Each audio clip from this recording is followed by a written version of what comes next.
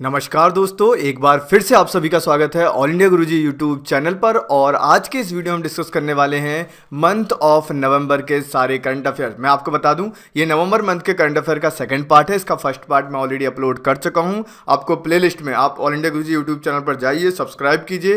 Playlist में आप monthly current affair जो है वो प्लेलिस्ट मैंने बनाई है, उसमें आप जाकर चेक कर सकते हैं। इसके अलावा हमारी डेली करंट अफेयर की सीरीज भी चल रही है, वीकली करंट अफेयर की सीरीज भी चल रही है। सारे करंट अफेयर में यहाँ पर लगातार जो है वो डिस्कस कर रहे हैं। तो आप शुरू से लेकर आगे तक सारे वीडियोस को देखिए, समझिए, सुनिए, याद रखिए।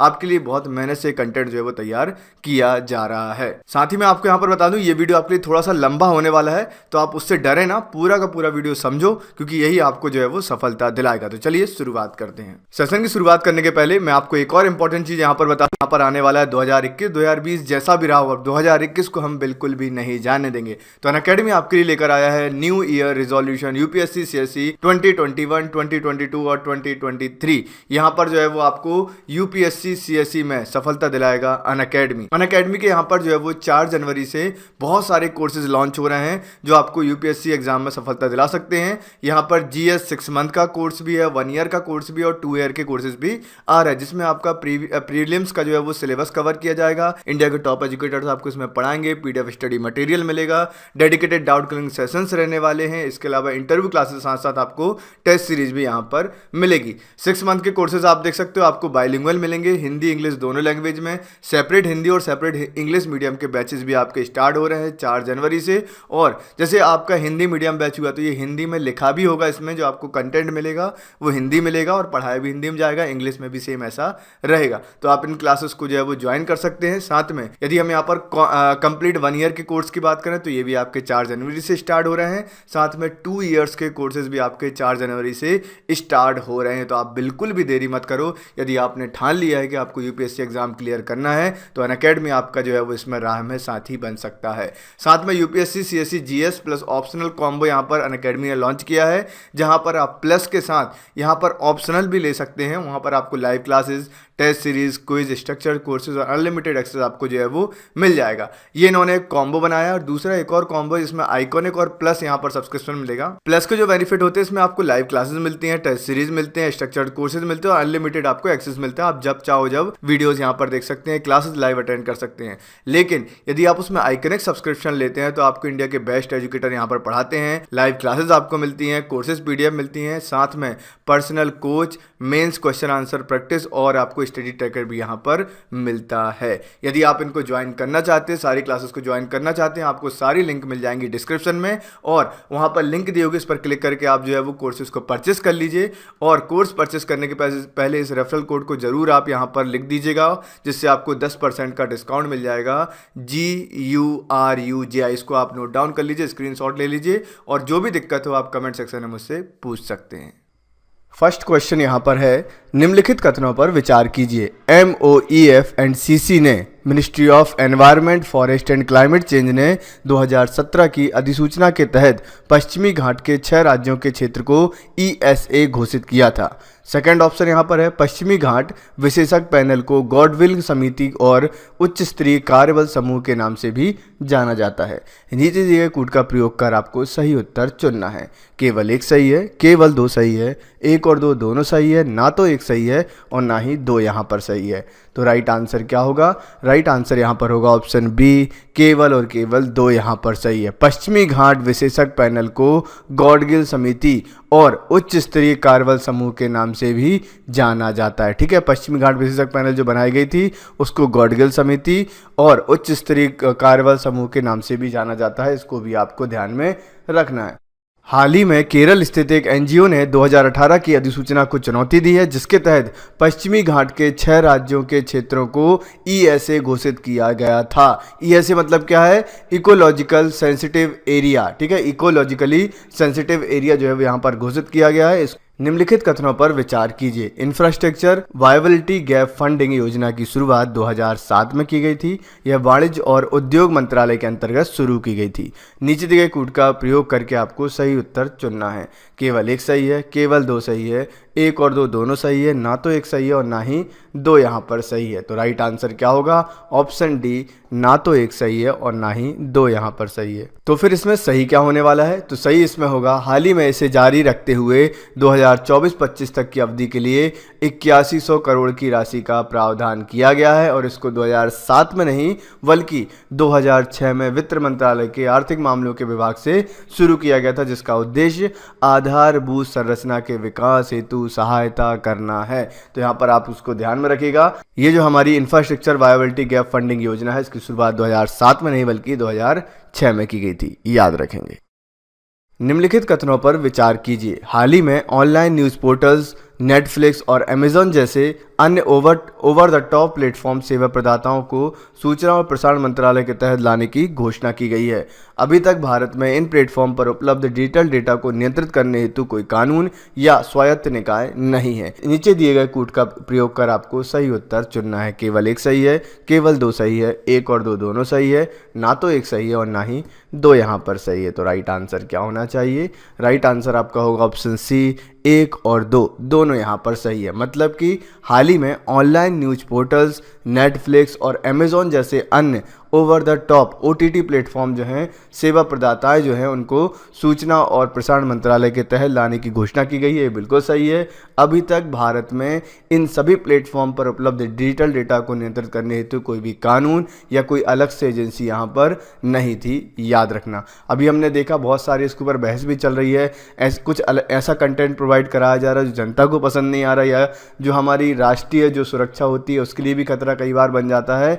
तो इस चीज़ को जो है अब देखा जाएगा यहाँ पर सूचना एवं प्रसारण मंत्रालय, ministry of information and broadcasting के द्वारा, याद रखिएगा। हाल ही में इनको इस मंत्रालय के अंतर्गत लाने का उद्देश्य इन पर उपलब्ध डेटा को नियंत्रित करना है। अभी तक ये IT एक्ट 2000 के तहत आते थे, किंतु किसी मंत्रालय का प्रभावी नियंत्रण इन पर नहीं था, ध्यान रखिएगा। निम्नलिखित कथनों पर विचार कीजिए। हाल ही में भारत और मालदीव के मध्य ग्रेटर माले कनेक्टिविटी परियोजना के लिए $100 की वित्तीय सहायता देने का समझौता किया गया है। यह परियोजना मालदीव की सबसे बड़ी नागरिक बुनियादी ढांचा परियोजना होगी। आपको बताना है कि ऊपर दिए दोनों पॉइंट में से कौन सा सही है। केवल एक सही है, केवल दो सही है, एक और दो दोनों सही है, ना तो एक सही है और ना ही दो यहाँ पर सही है। तो राइट आंसर क्या होगा? राइट आंसर होगा एक और दो दोनों यहाँ पर सही है, याद रखिएगा। इस परियोजना के तहत मालदीव की राजधानी माले को 3 द्वीपों बिलिंगली, गुल्फीफाहू और थिलाफूसी से जो है वो जोड़ा जाएगा, इसको आप ध्यान रखना। और हाल ही में भारत और मालदीव के मध्य ग्रेटर माले कनेक्टिविटी परियोजना के लिए जो है वो समझौता किया गया, जो कि ये जो परियोजना है ये मालदीव की सबसे बड़ी नागरिक बुनियादी ढांचा परियोजना होने वाली है, याद रखिएगा।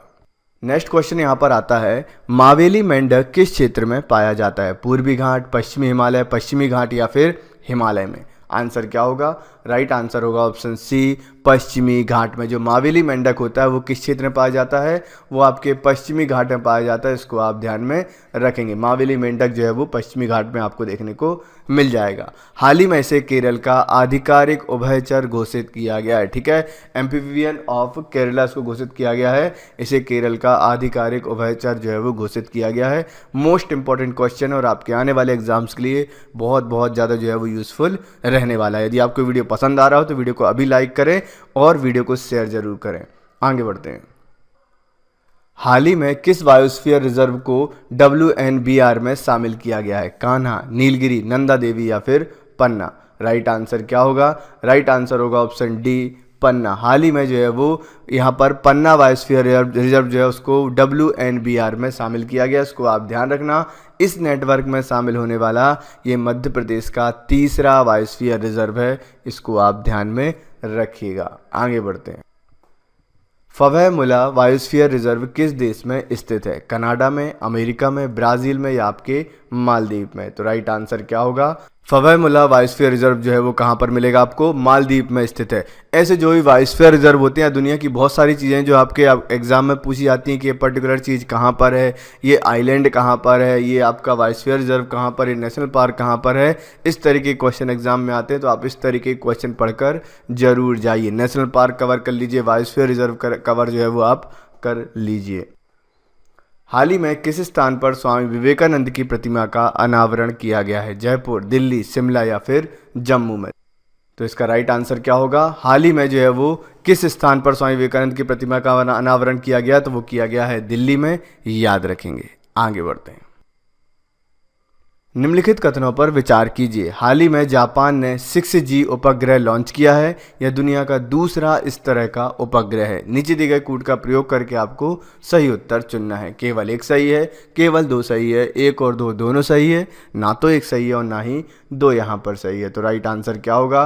ऑप्शन डी, ना तो एक सही है ना ही दो यहाँ पर सही है। तो राइट आंसर देख लेते हैं इसका। हाल ही में चीन ने जो है वो 6G उपग्रह, जो 6G सैटेलाइट है, वो किसने लॉन्च किया है? वो किया है चाइना ने। इसको आप ध्यान रखना। जो दुनिया का इस तरह का पहला उपग्रह है, पहला सैटेलाइट है जो कि 5G से 100 गुना हो सकता है। ठीक है, 5G से 100 गुना ज़्यादा जो है वो यहाँ पर स्पीड हो सकती है। इसको आप ध्यान में रखिएगा। 6G सैटेलाइट जो है वो चाइना के द्वारा यहाँ पर लॉन्च किया गया। इसको आप ध्यान रखना। साथ में सभी लोग मुझे कमेंट करके बताइए, सबसे पहले 5G जो है वो किस देश में आया था? ठीक है, सबसे पहले 5G किस देश में आया था? कमेंट करके मुझे ज़रूर बताएं। निम्नलिखित कथनों पर विचार कीजिए। हाल ही में आत्मनिर्भर भारत 3.0 के तहत 14 नए उपायों की घोषणा ministry of health and family welfare ने की है। इनका उद्देश्य केवल स्वास्थ्य क्षेत्र से संबंधित आधारभूत संरचना का विकास करना है। आपको बताना है कि इनमें से कौन सा ऑप्शन जो है वो सही है। केवल एक सही है, केवल दो सही है, एक और दो दोनों सही है, ना तो एक सही है और ना ही दो यहाँ पर सही है। तो राइट आंसर क्या होना चाहिए? तो इसका राइट आंसर यहाँ पर क्या होगा? ऑप्शन डी, ना तो एक सही है और ना ही दो यहाँ पर सही है। मतलब कि दोनों स्टेटमेंट यहाँ पर बिल्कुल गलत हैं। तो फिर सही क्या होगा? सही यहाँ पर है, हाल ही में मिनिस्ट्री ऑफ फिनांस ने, हेल्थ एंड वेलफेयर नहीं बल्कि मिनिस्ट्री ऑफ फिनांस, हमारी वित्त मंत्री कौन है? सभी लोग बहुत अच्छे से जानते हो, आप लोग कमेंट में बताओ जल्दी से मुझे।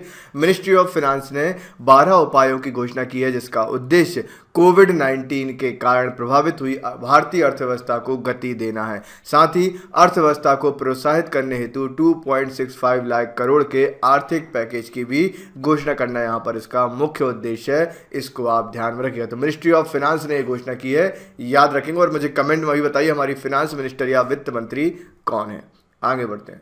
निम्नलिखित कथनों पर विचार कीजिए। NIIF के तहत बुनियादी ढांचा परियोजनाओं के वित्त पोषण हेतु 2025 तक 1.1 लाख करोड़ रुपए जुटाने का लक्ष्य रखा गया है। आगामी वित्त वर्ष 2021 के लिए प्रधानमंत्री गरीब कल्याण योजना के तहत 20,000 करोड़ रुपए के अतिरिक्त परिव्यय की व्यवस्था की जाएगी। नीचे दिए गए प्रयोग कर आपको जो है वो बताना है कि कौन सा ऑप्शन सही है। केवल एक सही है, केवल दो सही है, एक और दो दोनों सही है, ना तो एक सही है और ना ही दो यहाँ पर सही है। तो राइट आंसर क्या होगा? ऑप्शन ए, केवल और केवल एक यहाँ पर सही है।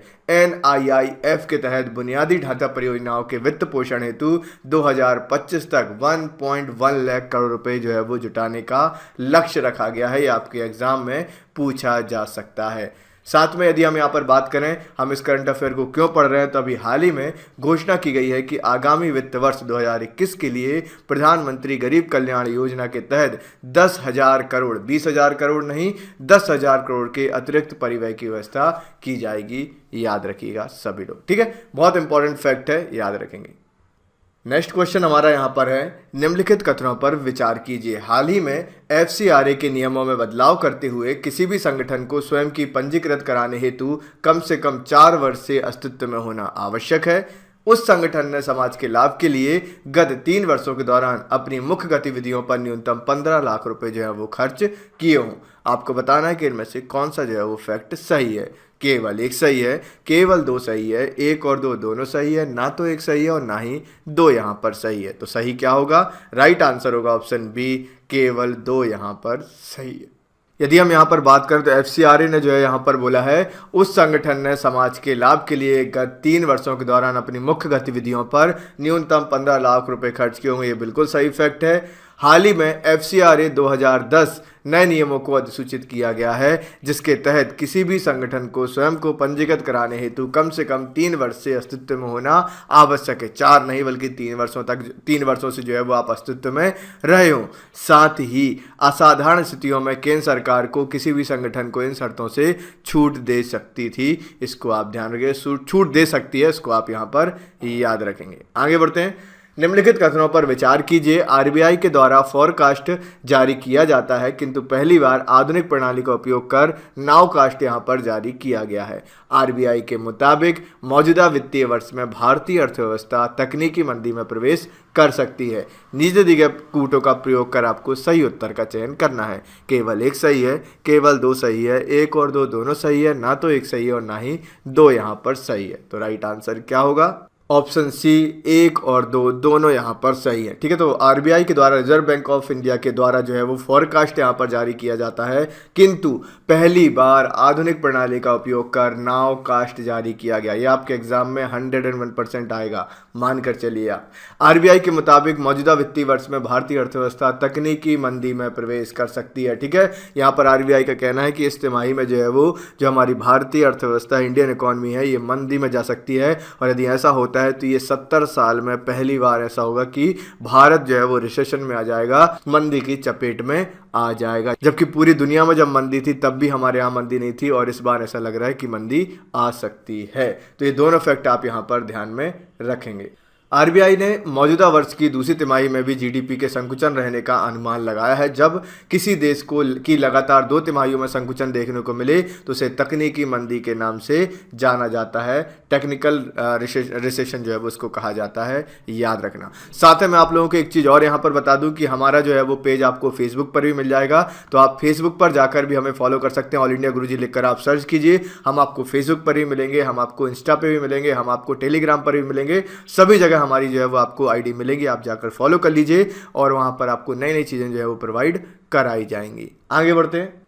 निम्नलिखित कथनों पर विचार कीजिए। आसियान भारत कार्य योजना को 2021 से 2025 की अवधि के लिए लागू करने पर विचार किया जा रहा है। इसका उद्देश्य शांति, प्रगति और साझा समृद्धि के लिए भारत आसियान सामरिक भागीदारी कार्यान्वयन हेतु मार्गदर्शन करती है। आपको बताना है इनमें से कौन सा ऑप्शन सही है। केवल एक सही है, केवल दो यहाँ पर सही है, एक और दो दोनों सही है, ना तो एक सही है और ना ही दो यहाँ पर सही है। तो राइट आंसर क्या होगा? राइट आंसर यहाँ पर होगा ऑप्शन सी, एक और दो दोनों यहाँ पर बिल्कुल सही है। आसियान भारत कार्य योजना को 2021 से 25 की अवधि के लिए लागू करने पर विचार किया जा रहा है। इसका उद्देश्य शांति, प्रगति और साझा समृद्धि के लिए भारत आसियान सामरिक भागीदारी के कार्यान्वयन हेतु मार्गदर्शन करती है। दोनों फैक्ट यहाँ बिल्कुल सही हैं। हाल ही में 17वां आसियान भारत शिखर सम्मेलन आभासी रूप में आयोजित किया गया है। साथ ही सम्मेलन में आसियान भारत कनेक्टिविटी का समर्थन करने के लिए $1 बिलियन की क्रेडिट लाइन के भारत के प्रस्ताव को दोहराया है। इसको भी आप ध्यान में रखेंगे। बढ़ते हैं आगे।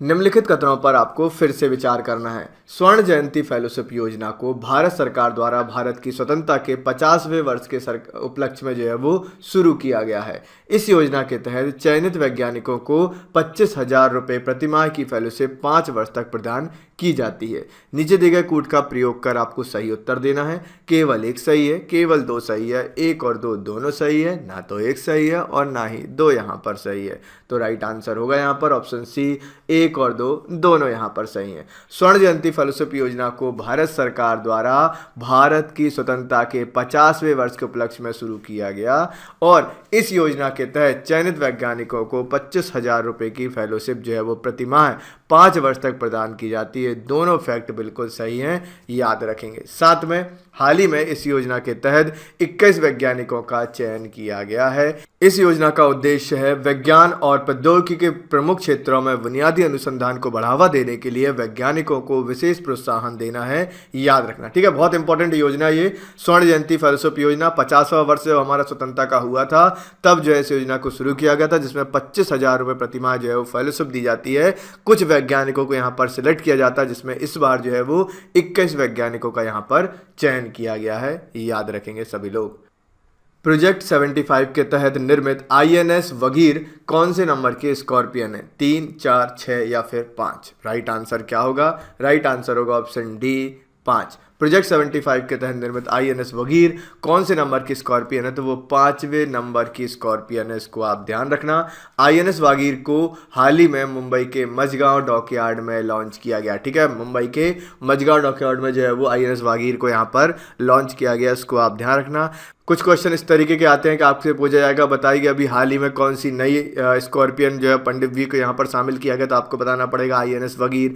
कुछ क्वेश्चन ऐसे आते हैं पूछा जाएगा मझगांव डॉकयार्ड कहाँ पर है, तो आपको बताना पड़ेगा मुंबई। तो मैं आपको जितने जो करंट अफेयर पढ़ाता हूँ इसमें बीच बीच में जो फैक्ट आते हैं ना वो आपके क्वेश्चन बनेंगे, तो आप बहुत ध्यान से इनको कम से कम बैठकर सुनो। 10 से 15 मिनट आपको बैठना होता है, आराम से बैठकर सुनिए, आपको इसका बहुत लाभ मिलेगा। क्योंकि एग्जाम में एक एक नंबर बहुत ज़्यादा इंपॉर्टेंट होता है और वो 1 नंबर आपको यहीं से मिलता है, 2 नंबर आपको यहीं से मिलता है, जो आपको ऊंचाइयों तक ले जाता है, आपको सक्सेसफुल बनाता है। आगे बढ़ते हैं। स्ट्रिप बबल नेस्ट फ्रॉग का वैज्ञानिक नाम क्या है? रोहिनीस क्लासस बिटेसी, रोहिनी क्लासस बिट्टी, रोहिनी क्लासस बीटी या रोहिनी क्लासस किसालस विटेरस। तो क्या होगा राइट आंसर? राइट आंसर यहाँ पर होगा ऑप्शन डी, रोहिनी किसालस विटेरस। ठीक है, स्ट्रिप बबल नेस्ट फ्रॉग जो है उसका वैज्ञानिक नाम क्या है? रोहिनी किसालस विटेरस। इसको आप ध्यान रखिएगा, हाल ही में जो है इसको देखा गया है, इसलिए इसको हमने करंट अफेयर में यहाँ पर शामिल किया हुआ है। निम्नलिखित कथनों पर विचार कीजिए। पेक्के टाइगर रिजर्व ग्रीन सोल्जर्स के खिलाफ बीमा कवर प्रदान करने वाला पूर्वोत्तर भारत का पहला टाइगर रिजर्व बन गया है। ऐसे वन कर्मचारी जो अपर्याप्त स्वास्थ्य कवरेज के साथ चुनौतीपूर्ण परिस्थितियों में काम करते हैं ग्रीन सोल्जर्स के नाम से जाने जाते हैं। नीचे दिए गए कूट का प्रयोग करके आपको सही उत्तर चुनना है। केवल एक सही है, केवल 2 सही है, 1 और 2 दोनों यहाँ पर सही है, ना तो 1 सही है और ना ही 2 यहाँ पर सही है। तो राइट आंसर क्या होगा? ऑप्शन सी, 1 और 2 दोनों यहाँ पर सही है। पेक्के टाइगर रिजर्व जो है वो ग्रीन सोल्जर्स के खिलाफ बीमा कवर प्रदान करने वाला पूर्वोत्तर भारत का पहला टाइगर रिजर्व बन गया है। मोस्ट इंपॉर्टेंट फैक्ट है जो आपके सभी एग्जाम्स में ये पूछा जाएगा। ऐसे वन कर्मचारी जो अपर्याप्त स्वास्थ्य कवरेज के साथ चुनौतीपूर्ण परिस्थितियों में कार्य करते हैं ग्रीन सोल्जर्स के नाम से उनको जाना जाता है। तो ग्रीन सोल्जर्स किन्हें कहा जाता है? ऐसे वन कर्मचारी जो अपर्याप्त स्वास्थ्य कवरेज के साथ जो है वो चुनौतीपूर्ण परिस्थितियों में कार्य करते हैं, उनको ग्रीन सोल्जर्स कहा जाता है। तो पॉइंट 1 और पॉइंट 2 दोनों जो है वो यहाँ पर सही हैं। साथ में यदि हम बात करें, हमने इसको चर्चा किया, क्यों यहाँ पर हम इसकी चर्चा कर रहे हैं, तो उन्हें बीमा कवरेज राशि जो है वो 9 माह तक के लिए 1 लाख रुपए देने का प्रावधान किया गया है तथा कुछ कर्मचारियों के लिए 50,000 तक देने की बात यहाँ पर की गई है। इसको आप ध्यान में रखिएगा। आगे बढ़ते हैं। निम्नलिखित कथनों पर विचार कीजिए। हिमालय के वातावरण में 28% तक टॉरवॉल पाया गया है। हिमालय तिब्बत के पठार को तीसरे ध्रुव के रूप में जाना जाता है। नीचे दिए गए कूट का प्रयोग करके सही उत्तर चुनिए। केवल 1 सही है, केवल 2 सही है, 1 और 2 दोनों सही है, ना तो 1 सही है और ना ही 2 यहाँ पर सही है। तो राइट आंसर क्या होगा?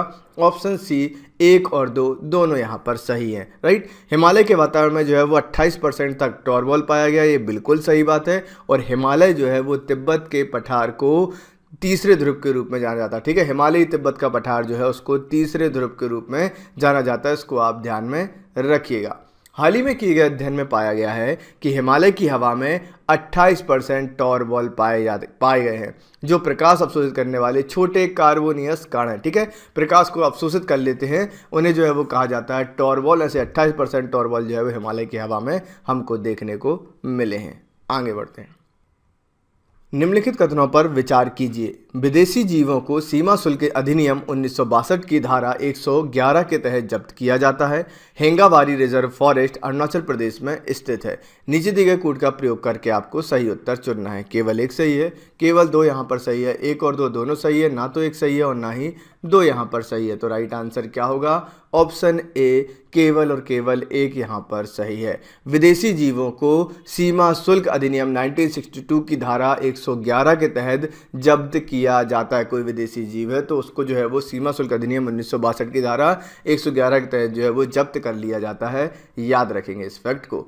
साथ में हेंगाबारी रिजर्व फॉरेस्ट जो है गुवाहाटी में स्थित है, जिसके अंतर्गत असम राज्य चिड़ियाघर स्थित है, जिसमें हाल ही में 6 नीले मकाक और 2 कैप्चिन बंदरों को लाया गया है। इसको आप यहाँ पर ध्यान रखिएगा। बढ़ते हैं नेक्स्ट क्वेश्चन की तरफ।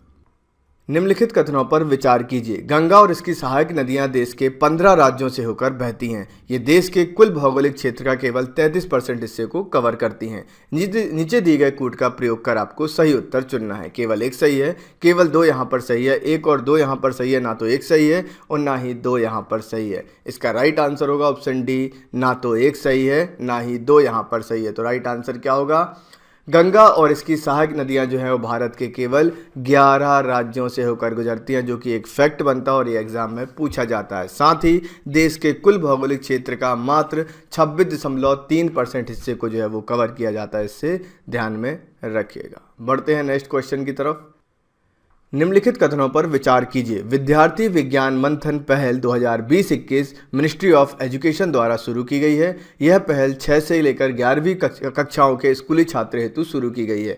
नीचे दिए गए कूट का प्रयोग कर आपको सही उत्तर चुनना है। केवल एक सही है, केवल 2 यहाँ पर सही है, 1 और 2 यहाँ पर सही है, ना तो 1 सही है और ना ही 2 यहाँ पर सही है। तो राइट आंसर क्या होगा? ऑप्शन बी, केवल 2 यहाँ पर सही है। ठीक है, ये जो पहल है विद्यार्थी विज्ञान मंथन जो पहल है ये 6वीं से लेकर 11वीं कक्षाओं के स्कूली छात्रों के लिए शुरू की गई है, इसको आप ध्यान में रखिएगा। और इस पहल की शुरुआत की गई है ministry of health and family welfare के द्वारा। ठीक है, ministry of health and family welfare के द्वारा जो है वो चालू की गई है। और आप सभी लोग अभी के अभी मुझे कमेंट में जो है वो आंसर करके बताइए या सर्च करके मुझे बताइए कमेंट में कि ministry of health and family welfare minister जो है वो कौन है। अभी जाकर जरूर बताइए।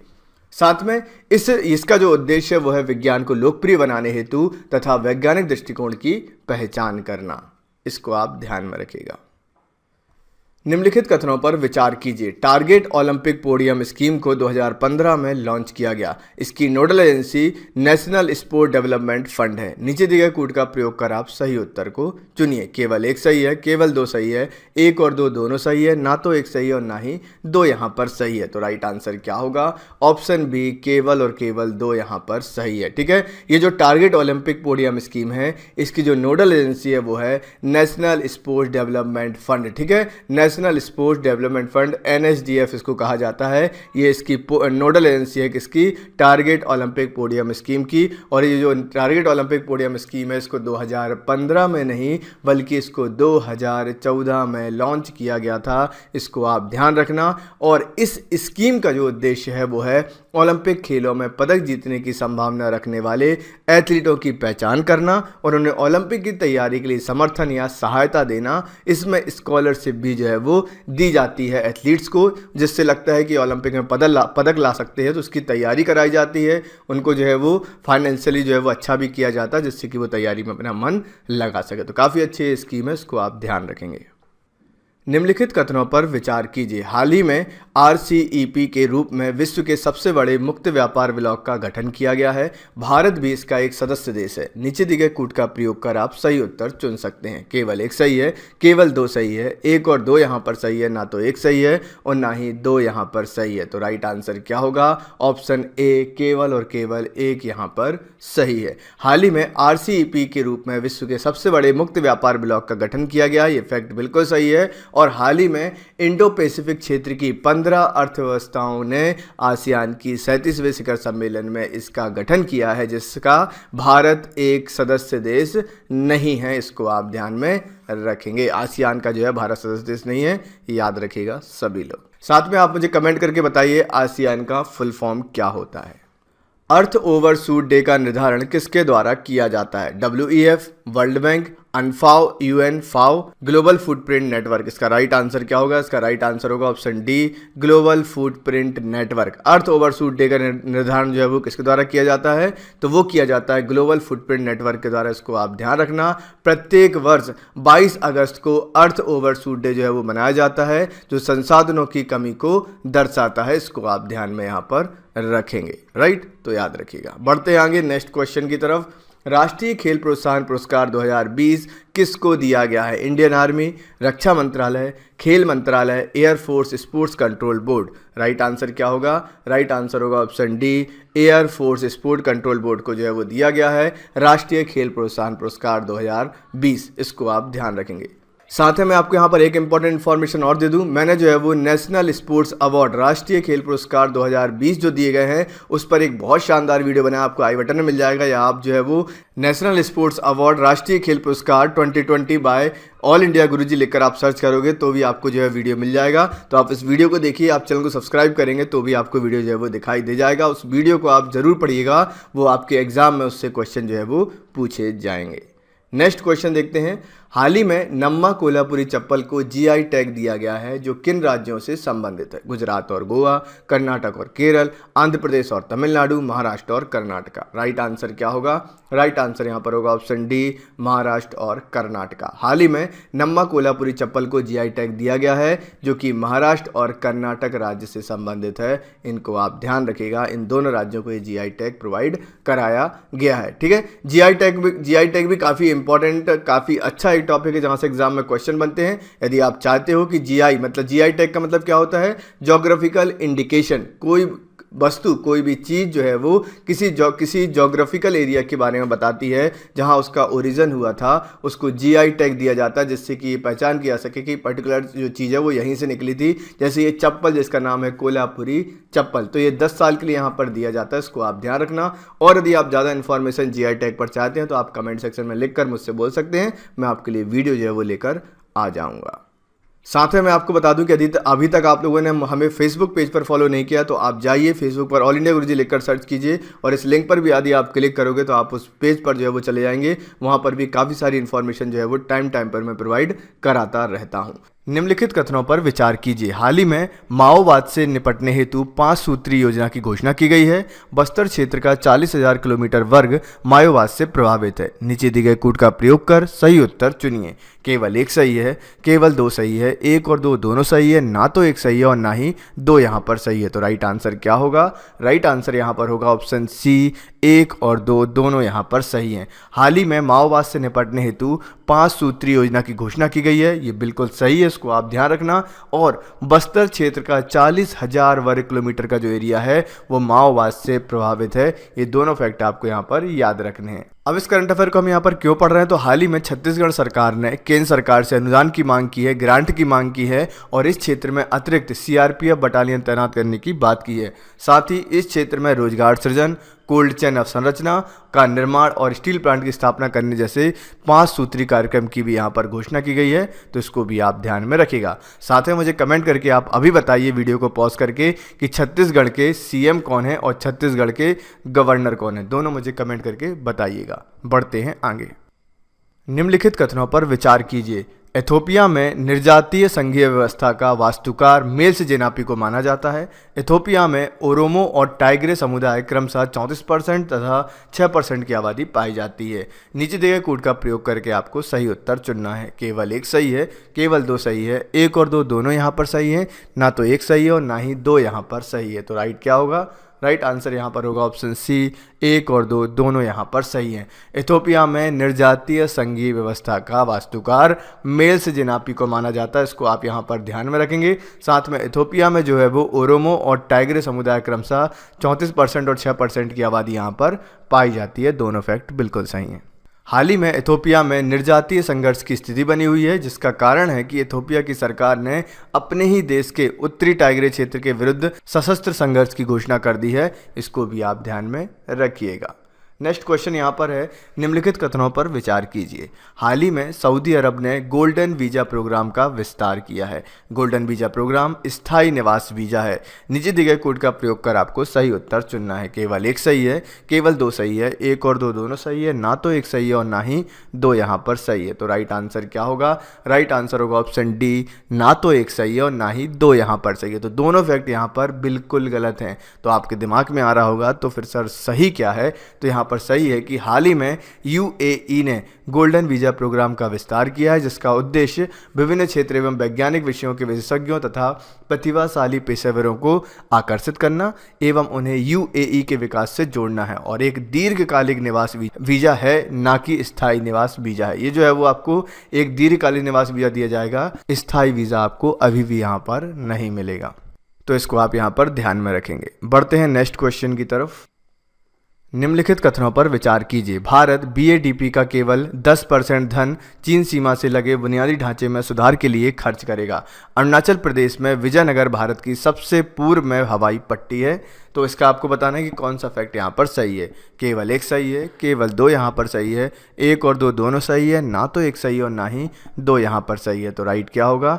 राइट आंसर यहाँ पर होगा ऑप्शन सी, एक और दो दोनों यहाँ पर बिल्कुल सही हैं। भारत जो है वो बीएडीपी का केवल 10% धन ही चीनी सीमा से लगे बुनियादी ढांचे में सुधार के लिए खर्च करेगा, ठीक है, जिससे वहाँ पर सुरक्षा भी बढ़ाई जा सके और लोगों को जो है यहाँ पर शामिल भी किया जा सके। इसके अलावा अरुणाचल प्रदेश में विजयनगर भारत की सबसे पूर्व में हवाई पट्टी है। ये फैक्ट मोस्ट इंपॉर्टेंट है कि अरुणाचल प्रदेश में जो है वो भारत की सबसे पूर्व की हवाई पट्टी है, जो कहाँ पर है, विजयनगर में, याद रखेंगे। हाल ही में अरुणाचल प्रदेश के पास चीन की रेलवे परियोजना का कार्य शुरू हो गया है, जो चीन के सिचुआन प्रांत को तिब्बत के नीकची से जोड़ेगी, जो सामयिक रूप से अति महत्वपूर्ण है, याद रखेंगे। और वैसे भी अभी चाइना और भारत के बीच में बहुत ज़्यादा डिस्प्यूट चल रहा है और लगातार जो है वो सीमा पर तनाव की स्थिति बनी रहती है। नेक्स्ट क्वेश्चन देखते हैं। निम्नलिखित कथनों पर विचार कीजिए। बिरसा मुंडा ने 5 सैन्य इकाइयों का गठन किया था। 1909 में छोटा नागपुर काश्तकारी अधिनियम लागू किया गया था। नीचे दिए गए कूट का प्रयोग कर सही उत्तर चुनिए। केवल एक सही है, केवल 2 सही है, 1 और 2 दोनों सही है, ना तो 1 सही है और ना ही 2 यहाँ पर सही है। तो राइट क्या होगा?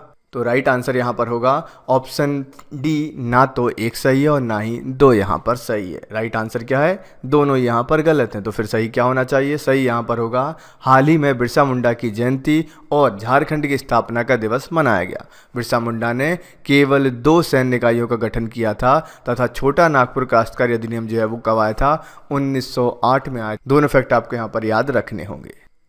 नेक्स्ट क्वेश्चन आता है, निम्नलिखित कथनों पर विचार कीजिए। एक मौसम का भूत किताब प्रणब मुखर्जी द्वारा लिखी गई थी। रस्किन बॉन्ड भारत का पहला इको वॉरियर्स है। नीचे दिए गए कूट का प्रयोग कर आपको सही उत्तर चुनना है। केवल 1 सही है, केवल 2 सही है, 1 और 2 दोनों सही है, ना तो 1 सही है और ना ही 2 यहाँ पर सही है। तो राइट क्या होगा? राइट आंसर होगा ऑप्शन बी, केवल 2 यहाँ पर सही है कि रस्किन बॉन्ड जो है भारत का पहला इको वॉरियर्स है। रस्किन बॉन्ड की आपने बहुत सारी किताबें यहाँ पर पढ़ी होंगी। आपने कौन सी किताब पढ़ी है? आप कमेंट में मुझे ज़रूर बताइएगा। एक मौसम का भूत किताब जो है वो रस्किन बॉन्ड के द्वारा लिखी गई है, जो विश्व प्रसिद्ध अंग्रेजी के लेखक हैं। उन्हें 2020 का Tata literature life time achievement award दिया गया। ठीक है, आपसे क्वेश्चन आएगा कि बताइए Tata literature life time achievement award जो है वो किसको दिया गया है? तो 2020 का जो अवार्ड है ये दिया गया है एक मौसम का भूत किताब रस्किन बॉन्ड को, याद रखेंगे। निम्नलिखित कथनों पर विचार कीजिए। यूएसए में 2019-20 में भारतीय छात्रों के नामांकन में 6% की गिरावट आई है, जो यूएसए में भारतीय छात्रों के नामांकन में अब तक की सबसे अधिक गिरावट है। नीचे दी गए कूट का प्रयोग कर आपको सही उत्तर चुनना है। केवल 1 सही है, केवल 2 यहाँ पर सही है, 1 और 2 दोनों सही है, ना तो 1 सही है और ना ही 2 यहाँ पर सही है। तो राइट क्या होगा? राइट आंसर यहाँ पर होगा ऑप्शन डी, ना तो 1 सही है और ना ही 2 यहाँ पर सही है। तो राइट क्या होगा? कोविड-19 के कारण यह गिरावट दर्ज की गई है, जो 2019-20 में केवल 4.4% है। साथ ही सबसे अधिक गिरावट 2005-06 में 5% दर्ज की गई थी, जो अब तक की सबसे अधिक गिरावट थी। तो सबसे अधिक इस बार नहीं आई है, सबसे अधिक आ चुकी थी 2005 और 6 में। इस बार आई है 4.4%, जो कि ज़्यादा गिरावट नहीं है। नेक्स्ट क्वेश्चन आता है, ओरिएंटल वाइट बैग्ड गिद्ध की प्रजाति का IUCN स्टेटस क्या है? Least concern, endangered, vulnerable, critically endangered. तो राइट आंसर क्या होना चाहिए? राइट आंसर होगा आपका option D, critically endangered. Oriental white bagged गिद्ध की प्रजाति का जो IUCN स्टेटस है वो कितना है? वो है क्रिटिकली एंडेंजर्ड। इसको आप यहाँ पर ध्यान में रखिएगा। बहुत खतरनाक स्थिति में ये जो है वो गिद्ध की प्रजाति ये अभी मौजूद है। तो IUCN स्टेटस पर बहुत सारे क्वेश्चन आते हैं, तो आपको मैं पूरी लिस्ट प्रोवाइड करा दूंगा यदि आप मुझे कमेंट सेक्शन में बोलेंगे तो। हाल ही में गिद्ध कार्य योजना का 2020 से 2025 तक विस्तार किया गया। ठीक है, गिद्ध कार्य योजना लॉन्च की हुई हमारे देश में और उसका जो है इस बार विस्तार किया गया 2020 से लेकर 2025 तक। इसको भी आपको याद रखना है। सुर सरोवर झील कहाँ स्थित है? शिमला में, देहरादून में, पानीपत में या फिर आगरा में? तो राइट आंसर क्या होगा? ऑप्शन डी, आगरा में। सुर सरोवर झील जो है वो कहाँ पर है? वो आगरा में स्थित है। इसको आप ध्यान में रखिएगा। इसके अलावा मैं आपको एक और चीज़ यहाँ पर बता दूँ, झील पर भी काफ़ी सारे क्वेश्चन पूछे जाते हैं, जिस पर मैंने वीडियो ऑलरेडी बनाया हुआ है और एक और मैं आपको करंट में इसका वीडियो बनाकर प्रोवाइड करा दूंगा। इसके लिए आप क्या करेंगे, चैनल को आप अभी के अभी सब्सक्राइब कर लीजिए और यदि आप फेसबुक पेज पर अभी तक नहीं जुड़े हमसे तो वहाँ पर भी जुड़ जाइए। वहाँ पर भी हम अलग से एक सीरीज़ स्टार्ट करेंगे जो कि अलग अलग वीडियो सीरीज़ होगी, जो कि आपको मिलना चाहिए। तो आप फेसबुक पर जाइए, ऑल इंडिया गुरुजी लिखकर सर्च कीजिए और आप जो है वहाँ पर भी कनेक्ट हमसे हो सकते हैं। हाल ही में इसे रामसर साइट में जो है वो शामिल किया गया। ठीक है, तो यहाँ पर यदि हम बात करते हैं सुर सरोवर झील को, तो इसको जो है वो हाल ही में रामसर साइट में शामिल किया गया है। इसको आप ध्यान में रखेंगे। कलसुबाई जो महाराष्ट्र की सबसे ऊंची चोटी है किस नदी बेसिन में स्थित है? कृष्णा में, वानगंगा में, प्राणहिता में या फिर गोदावरी में? तो राइट आंसर क्या होगा? राइट आंसर होगा ऑप्शन डी, गोदावरी में। कलसुबाई जो महाराष्ट्र की सबसे ऊंची चोटी है उसके जो नदी बेसिन है वो कौन सा है? गोदावरी नदी बेसिन में स्थित है। इसको आप ध्यान रखना। तो महाराष्ट्र की सबसे ऊंची चोटी का नाम क्या है? कलसुबाई, और वो कहाँ पर है? गोदावरी नदी बेसिन में, याद रखेंगे। हाल ही में आंध्र प्रदेश ने पोलवरम बांध की ऊंचाई में कमी करने से इनकार कर दिया है, जो गोदावरी नदी पर ही स्थित है। ठीक है, तो पोलावरम बांध जो है वो कहाँ पर मिलेगा आपको? आंध्र प्रदेश में, और उसकी ऊंचाई को जो है वो कम करने से इनकार कर दिया है। इसको भी आप यहाँ पर ध्यान में रखेंगे। निम्नलिखित कथनों पर विचार कीजिए। हाल ही में 12वें ब्रिक्स शिखर सम्मेलन की मेजबानी भारत द्वारा की गई है। यह ब्रिक्स शिखर सम्मेलन संयुक्त राष्ट्र की 73वीं वर्षगांठ की पृष्ठभूमि और कोविड-19 के बीच आयोजित किया गया है। नीचे दिए गए कूट का प्रयोग कर सही उत्तर आपको चुनना है। केवल एक सही है, केवल दो यहाँ पर सही है, एक और दो यहाँ पर सही है, ना तो एक सही है और ना ही दो सही है। तो राइट आंसर क्या होगा? राइट आंसर होगा ऑप्शन डी, ना तो एक सही है और ना ही दो यहाँ पर सही है। यदि हम यहाँ पर बात करें कि हम इसकी चर्चा यहाँ पर क्यों कर रहे हैं, तो हाल ही में 12वें ब्रिक्स शिखर सम्मेलन की मेजबानी रूस के द्वारा की गई है। साथ ही संयुक्त राष्ट्र की 75वीं वर्षगांठ की पृष्ठभूमि के बीच जो है इसको आयोजित किया गया है। इसको आप ध्यान में रखिएगा। इसके अलावा आप सभी लोग मुझे कमेंट में बताएंगे कि बताइए ब्रिक्स का फुल फॉर्म क्या होता है, साथ में ब्रिक्स की स्थापना कब हुई थी। इसको आप पढ़ जरूर लीजिएगा। नेक्स्ट यहाँ पर क्वेश्चन आता है, निम्नलिखित कथनों पर विचार कीजिए। हाल ही में ministry of health and family welfare ने लीलावती पुरस्कार की शुरुआत की है। इसका उद्देश्य महिलाओं को सशक्त बनाना है। नीचे दिए गए कूट का प्रयोग कर आपको सही उत्तर चुनना है। केवल एक सही है, केवल दो सही है, एक और दो दोनों सही है, ना तो एक सही है और ना ही दो यहाँ पर सही है। राइट आंसर यहाँ पर होगा ऑप्शन बी, केवल दो यहाँ पर सही है। इसका उद्देश्य महिलाओं को सशक्त बनाना है। ये जो लीलावती पुरस्कार है इसका उद्देश्य क्या है? महिलाओं को सशक्त बनाना है। लेकिन इसकी शुरुआत की गई है किसके द्वारा? AICTE के द्वारा। हाल ही में इस पुरस्कार की शुरुआत AICTE के द्वारा की गई है तथा 2020 का विषय महिला सशक्तिकरण है। साथ ही महिलाओं के साथ सभी क्षेत्रों में समानता और निष्पक्षता का व्यवहार करने के लिए जागरूकता फैलाना है। इसको आप ध्यान में रखिएगा। All India council for technical education AICTE का फुल फॉर्म होता है। इसको आप ध्यान रखेंगे। निम्नलिखित कथनों पर विचार कीजिए। हाल ही में स्टैच्यू ऑफ पीस का अनावरण किया गया है उत्तर प्रदेश में। इसकी ऊंचाई 151 इंच है और अष्टधातु से ये निर्मित है। नीचे दिए गए कूट का प्रयोग कर आपको सही उत्तर चुनना है। केवल एक सही है, केवल दो सही है, एक और दो यहाँ पर सही है, ना तो एक सही है और ना ही दो यहाँ पर सही है। तो राइट आंसर क्या होना चाहिए? राइट आंसर यहाँ पर होगा ऑप्शन बी, केवल दो यहाँ पर सही है। स्टैच्यू ऑफ पीस की यदि हम बात करें, स्टैच्यू ऑफ पीस इस तरीके से लिखा जाएगा, यहाँ पर स्पेलिंग सही नहीं है, जिसकी ऊंचाई 151 इंच है और इसको अष्टधातु से जो है वो बनाया गया है, याद रखेंगे। हाल ही में जैन आचार्य श्री विजय वल्लभ सुश्री सर श्री जी महाराज की 151वीं जयंती के अवसर पर राजस्थान के पाली में इस प्रतिमा का अनावरण किया है। ध्यान रखिएगा। निम्नलिखित कथनों पर विचार कीजिए और बताइए क्या होगा इसमें राइट आंसर। हाल ही में दूसरी बार काकपो तोता ने New Zealand bird of the year 2020 की प्रतियोगिता जीती है। इसका आयुष्मान स्टेटस वनरेबल है। नीचे दिए गए कूट का प्रयोग कर आपको सही उत्तर चुनना है। केवल एक सही है, केवल दो सही है, एक और दो दोनों सही है, ना तो एक सही है और ना ही दो यहाँ पर सही है। तो राइट आंसर क्या होगा? केवल एक यहाँ पर सही है। हाल ही में दूसरी बार काकपो तोता ने New Zealand bird of the year 2020 की प्रतियोगिता को जीत लिया है, याद रखिएगा सभी लोग। न्यूजीलैंड में फॉरेस्ट एंड बर्ड स्वतंत्र संगठन के द्वारा प्रत्येक वर्ष आयोजित की जाती है तथा काकापो तोता का आयुष्मान स्टेटस क्या है? क्रिटिकली एंडेंजर्ड है। बहुत ज़्यादा जो है वो गंभीर अवस्था में है। इसको आप ध्यान में रखिएगा। नेक्स्ट आता है, निम्नलिखित कथनों पर विचार कीजिए। अन्ना कायम लघु विद्युत जल परियोजना का संबंध तमिलनाडु से है। यह अपर सोलायार बांध पर अवस्थित है जो कि केरल में है। नीचे दिए गए प्रयोग करना है आपको कि ये कूट से जो उत्तर आपको देना है उसमें क्या सही होगा। केवल एक सही है, केवल दो सही है, एक और दो दोनों सही है, ना तो एक सही है और ना ही दो यहाँ पर सही है। तो राइट आंसर यहाँ पर होगा ऑप्शन डी, ना तो एक सही है और ना ही दो यहाँ पर सही है। तो राइट आंसर क्या है? इस परियोजना का संबंध केरल से है, जो केरल में स्थित लोअर सोलायार बांध पर स्थित है, किंतु पारिस्थितिक कारणों की वजह से इस परियोजना का विरोध किया जा रहा है। साथ ही इस परियोजना की लागत में वृद्धि होने की आशंका भी यहाँ पर जताई गई है। ध्यान रखिएगा। निम्नलिखित कथनों पर विचार कीजिए। हाल ही में, इसको आप हाल ही कर लीजिएगा, हाल ही में भारत का पहला कन्वर्जेंस प्रोजेक्ट राजस्थान में शुरू किया गया है। इसका क्रियान्वयन MONRE द्वारा जो है वो किया जाएगा। आपको बताना है कि कौन सा ऑप्शन सही है। केवल एक सही है, केवल दो सही है, एक और दो दोनों सही है, ना तो एक सही और ना ही दो यहाँ पर सही है। तो राइट आंसर क्या होगा?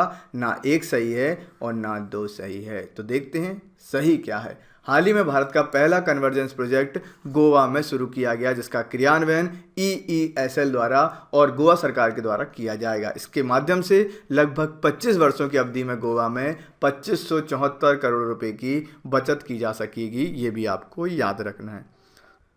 निम्नलिखित कथनों पर विचार कीजिए। हाल ही में ओपन एकरेज लाइसेंसिंग पॉलिसी की 5वें राउंड की बोली के साथ 11 तेल और गैस ब्लॉकों के लिए अनुबंध पर हस्ताक्षर किए गए हैं, जिनमें से 7 ब्लॉकों को ONGC और 4 ब्लॉकों को OIL को दिया गया है। नीचे दिए गए कोड का प्रयोग कर आपको सही उत्तर चुनना है। केवल एक सही है, केवल दो सही है, एक और दो दोनों सही है, ना तो एक सही और ना ही दो यहाँ पर सही है। तो राइट आंसर क्या होगा? एक और दो दोनों यहाँ पर सही है। हाल ही में ओपन एकरेज लाइसेंसिंग पॉलिसी की 5वें राउंड की बोली के साथ 11 तेल और गैस ब्लॉकों की अनुबंध पर हस्ताक्षर किए गए हैं, जिनमें से 7 ब्लॉकों को ONGC और 4 ब्लॉकों को OIL को दिए गए हैं।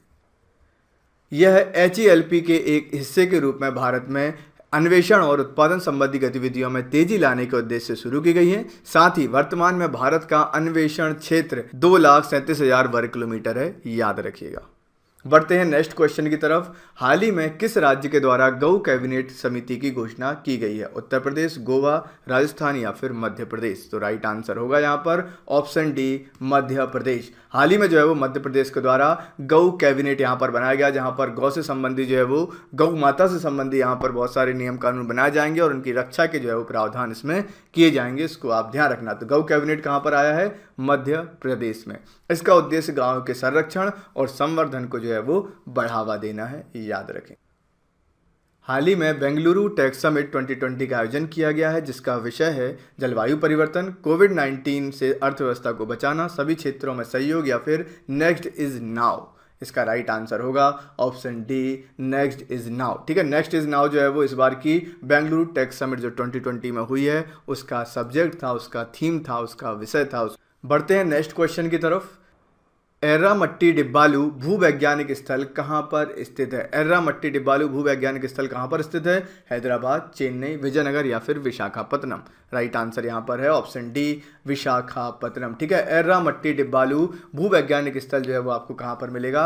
विशाखापत्तनम में जो है वो देखने को मिल जाएगी। ये बहुत मैं आपको अनोखी चीज़ें बताता हूँ जो एग्जाम में आती हैं और किसी से नहीं बनती। यदि आप ऐसी सीरीज को फॉलो करते रहोगे तो आपकी एक एक नंबर जुड़ जुड़ कर जो है वो आप सफलता को प्राप्त कर लोगे। तो आप बहुत ध्यान से पढ़ो और दोस्तों को भी इसके बारे में जो है वो जरूर बताइए। हाल ही में इसे यूनेस्को ग्लोबल जियो पार्क में शामिल करने का प्रयास भी किया जा रहा है। तो ये आपके लिए इंपॉर्टेंट क्वेश्चन बन जाता है। निम्नलिखित कथनों पर विचार कीजिए। हाल ही में 15वें वित्त आयोग ने रिपोर्ट प्रस्तुत की है, जिसका शीर्षक finance commission on Covid times है। इसके अलावा वित्त आयोग ने 5 अन्य वॉल्यूम भी यहाँ पर जारी किए हैं। नीचे दिए गए कूट से सही उत्तर आपको चुनना है। केवल एक सही है, केवल दो सही है, एक और दो दोनों सही है, ना तो एक सही है और ना ही दो यहाँ पर सही है। राइट आंसर क्या होगा? राइट आंसर यहाँ पर होगा ऑप्शन ए, केवल एक यहाँ पर सही है। हाल ही में 15वें वित्त आयोग ने रिपोर्ट प्रस्तुत की है, जिसका शीर्षक है फिनांस कमीशन इन कोविड टाइम्स। ये बिल्कुल सही है। इसके अलावा यदि हम यहाँ पर बात करें तो हाल ही में वित्त आयोग ने 2021-22 से 2025-26 के लिए फंड्स वितरण से संबंधित रिपोर्ट राष्ट्रपति को सौंपी है, जिसके साथ 2 अन्य वॉल्यूम भी यहाँ पर जारी किए गए हैं। बढ़ते हैं नेक्स्ट क्वेश्चन की तरफ। निम्नलिखित कथनों पर विचार कीजिए। हाल ही में RBI द्वारा लक्ष्मी विलास बैंक पर 30 दिन का मॉरिटोरियम लागू किया गया है। इस बैंक का विलय HDFC में करने से संबंधित मसौदा तैयार कर लिया गया है। नीचे दिए गए कोड का प्रयोग कर आपको सही उत्तर चुनना है। केवल एक सही है, केवल दो सही है, एक और दो दोनों सही है, ना तो एक सही और ना ही दो यहाँ पर सही है। तो इसका राइट आंसर यहाँ पर क्या होगा? राइट आंसर यहाँ पर होगा ऑप्शन ए, केवल एक यहाँ पर सही है। हाल ही में RBI द्वारा लक्ष्मी विलास बैंक पर 30 दिन का मॉरिटोरियम जो है वो लागू किया गया, ये बिल्कुल सही है। साथ में हाल ही में RBI ने लक्ष्मी विलास बैंक के वित्तीय संकट से निपटने हेतु 30 दिन का मॉरिटोरियम लागू किया, जिसके तहत 25,000 से अधिक की निकासी को प्रतिबंधित किया गया है। साथ ही इस बैंक का विलय DSB बैंक इंडिया में करने का मसौदा तैयार किया गया है, याद रखिएगा। आपको पता है सभी बैंकों का मैक्सिमम मैक्सिमम जो छोटे छोटे बैंक हैं उन सभी को मर्ज कर जो है वो बड़े बड़े बैंक यहाँ पर बनाए जा रहे हैं। तो यदि आप चाहते हैं कि इस पर मैं एक और वीडियो आपको बताऊं जिसमें हम अलग अलग बैंक की बात करें, कौन कौन से बैंकों को मर्ज करके कौन सा जो है वो बड़ा बैंक बनाया, तो आप मुझे कमेंट करके जो है वो बोल सकते हैं, तो मैं आपके लिए वहाँ पर वीडियो लेकर आ जाऊँगा। बढ़ते हैं आगे। निम्नलिखित कथनों पर विचार कीजिए। हाल ही में वाणिज्य और उद्योग मंत्रालय ने एक जिला एक उत्पाद का GIS डिजिटल मैप जो है वो जारी किया है। PMFME स्कीम हेतु 2020-21 से 2024-25 तक के लिए 10,000 करोड़ रुपए की घोषणा की गई है। नीचे दिए गए कोड का प्रयोग कर आप सही उत्तर चुनिए। केवल एक सही है, केवल दो सही है, एक और दो दोनों सही है, ना तो एक सही है और ना ही दो यहाँ पर सही है। तो राइट आंसर क्या होगा? राइट आंसर होगा ऑप्शन बी, केवल और केवल दो यहाँ पर सही है। PMFME स्कीम की यदि हम यहाँ पर बात करते हैं तो इसके हेतु जो है वो 2020-21 से 2024-25 तक 10,000 करोड़ रुपए की घोषणा जो है वो की गई है। ये बिल्कुल सही है। इसके अलावा हाल ही में MOFPI ने एक जिला एक उत्पाद का GIS डिजिटल मैप जो है वो जारी किया है तथा कई मंत्रालयों ने साझे रूप से PMFME स्कीम के क्षमता निर्माण घटक के लिए मास्टर ट्रेनर्स प्रशिक्षण कार्यक्रम की भी घोषणा की है। इसको भी आप ध्यान में रखेंगे तो काफ़ी इंपॉर्टेंट है, आपके एग्जाम में पूछा जा सकता है। निम्नलिखित कथनों पर विचार कीजिए। चैपर वायरस का प्रभाव सर्वप्रथम ब्राजील में 2005 में देखा गया था। यह वायरस कोरोनविरिडे परिवार से संबंध रखता है। नीचे दिए गए कोड का प्रयोग कर आपको सही उत्तर बताना है। केवल एक सही है, केवल दो सही है, एक और दो दोनों सही है, ना तो एक सही है और ना ही दो यहाँ पर सही है। तो इसका राइट आंसर क्या होगा? ऑप्शन डी, ना तो एक सही है और ना ही दो यहाँ पर सही है। हाल ही में USA अमेरिका में इसके मामले देखे गए हैं। सर्वप्रथम बोलीविया में 2004 में इसके मामले देखे गए थे तथा यह एरेना विरिडे परिवार से संबंध रखता है। इसको भी आपको ध्यान में रखना होगा। तो इसको आप ध्यान रखेंगे, किसको? चैपर वायरस, किसका प्रभाव आपको अमेरिका में भी देखने को मिला है। आगे बढ़ते हैं। निम्नलिखित कथनों पर विचार कीजिए। HIV रोकथाम के लिए वैश्विक रोकथाम गठबंधन की 2020 की बैठक का आयोजन UNAIDS और UNFPA के द्वारा संयुक्त रूप में करवाई गई है। UNAIDS की स्थापना UNGA के द्वारा की गई थी, यूनाइटेड नेशन जनरल असेंबली के द्वारा की गई थी। आपको बताना है कि दोनों ऑप्शन में से कौन सा सही है। केवल एक सही है, केवल दो सही है, एक और दो दोनों सही है, ना तो एक सही है और ना ही दो यहाँ पर सही है। तो राइट आंसर क्या होगा? राइट आंसर होगा ऑप्शन ए, केवल और केवल एक यहाँ पर सही है। HIV रोकथाम के लिए वैश्विक रोकथाम गठबंधन की 2020 की बैठक का आयोजन UNAIDS और UNFPA के द्वारा जो है वो संयुक्त रूप से करवाई गई है। इसको आप ध्यान में रखेंगे। UNAIDS की स्थापना ECOSOC के द्वारा की गई थी, जो कि संयुक्त राष्ट्र का एकमात्र संयुक्त कार्यक्रम है जिसका उद्देश्य 2030 तक एड्स को समाप्त करना है। इसको आप ध्यान में रखना। कब तक करना है एड्स को समाप्त? 2030 तक जो है वो एड्स को समाप्त करना है। इसको आप ध्यान में रखेंगे। निम्नलिखित कथनों पर विचार कीजिए। हाल ही में पाया गया है कि कोविड-19 से संक्रमित कुछ रोगी गिल्लियन-बर्रे सिंड्रोम, कौन सा सिंड्रोम है? गिल्लियन-बर्रे सिंड्रोम से पीड़ित हैं। यह रोग केवल वायरस जनित रोग है जो कोरोना के समान ही घातक है। केवल एक सही है, केवल दो सही है, एक और दो दोनों सही है, ना तो एक सही है और ना ही दो यहाँ पर सही है। तो इसका राइट आंसर होगा ऑप्शन ए, केवल और केवल एक यहाँ पर सही है। हाल ही में पाया गया है कि कोविड-19 से संक्रमित कुछ रोगी गिल्लियन-बर्रे सिंड्रोम से पीड़ित हैं। इसको आप ध्यान रखना, ये एग्जाम में आपसे फैक्ट वाइज पूछा जा सकता है। ये जो रोग है या तो बैक्टीरिया या वायरस के कारण जो है वो हो सकता है, जो बहुत दुर्लभ ऑटो इम्यून विकार है जिससे अस्थायी पैरालिसिस होने की संभावना बनी रहती है। याद रखें। निम्नलिखित कथनों पर विचार कीजिए। हाल ही में Kerala fibre optic network project के तहत गरीब परिवारों और सार्वजनिक कार्यालय के लिए मुफ्त में इंटरनेट प्रदान करने का लक्ष्य निर्धारित किया गया है। इस प्रोजेक्ट का क्रियान्वयन KSEB और KSIL के द्वारा जो है वो किया जा रहा है। नीचे दिए गए कोड का प्रयोग कर सही उत्तर चुनिए। केवल एक सही है, केवल दो सही है, एक और दो दोनों सही है, ना तो एक सही है और ना ही दो यहाँ पर सही है। तो राइट आंसर क्या होगा? ऑप्शन सी, एक और दो दोनों यहाँ पर बिल्कुल सही है। हाल ही में Kerala fibre optic network project के तहत गरीब परिवारों और सार्वजनिक कार्यालय के लिए मुफ्त में इंटरनेट प्रदान करने का लक्ष्य निर्धारित किया गया है। इस प्रोजेक्ट का क्रियान्वयन KSEB और KSIL के द्वारा जो है वो किया जा रहा है। दोनों यहाँ पर सही है। इस प्रोजेक्ट का जो उद्देश्य है वो केरल सरकार द्वारा इंटरनेट एक्सेस को नागरिक अधिकार बनाने संबंधी अवधारणा को पूरा करना है। साथ ही इस प्रोजेक्ट के लिए 1,548 करोड़ रुपए जो है वो यहाँ पर दिए गए हैं। ये भी आपको याद करना होगा। नेक्स्ट क्वेश्चन आता है, चालकुड़ी नदी का संबंध किस राज्य से है? कर्नाटक, केरल, उड़ीसा या फिर राजस्थान से? तो राइट आंसर क्या है? ऑप्शन बी, केरल से। चालकुड़ी नदी जो है उसका संबंध किस राज्य से है? तो वो केरल राज्य से है, इसको आप ध्यान में रखेंगे। ये जो है वो केरल की चौथी बड़ी नदी है जिसकी लंबाई 1704 किलोमीटर, कितनी है? 1704 किलोमीटर है। इसके अलावा मैंने नदियों के ऊपर एक अलग से सेपरेट वीडियो बनाया हुआ है। जिस किसी को वीडियो देखना है तो आप जो है वो क्या करेंगे, यूट्यूब पर जाइए, river in India by all India Guruji, यदि आप लिख कर सर्च करोगे तो आपको जो है वो वीडियो मिल जाएगा। आप उसको देखिए, मैंने काफ़ी अच्छे से आप लोगों के लिए भी उसको बनाया हुआ है। बढ़ते हैं नेक्स्ट क्वेश्चन की तरफ। हाल ही में कर्नाटक में विजयनगर को नया जिला बनाया गया है, जिसे कौन से जिले से अलग किया गया है? हम्पी, मंगलोर, बेल्लारी या फिर बन्नेर घाट? तो राइट आंसर क्या होगा? ऑप्शन सी, बेल्लारी। हाल ही में कर्नाटक में विजयनगर को नया जिला बनाया गया है, जिसे कौन से जिले से अलग किया गया? तो उसको बेल्लारी जिले से अलग किया गया है, याद रखेंगे सभी लोग। हाल ही में कर्नाटक ने विजयनगर को 31वां जिला बनाया। पहले यहाँ 30 जिले थे कर्नाटक में, अब हो गए हैं कितने? 31 जिले यहाँ पर हो गए हैं, ध्यान रखिएगा सभी लोग।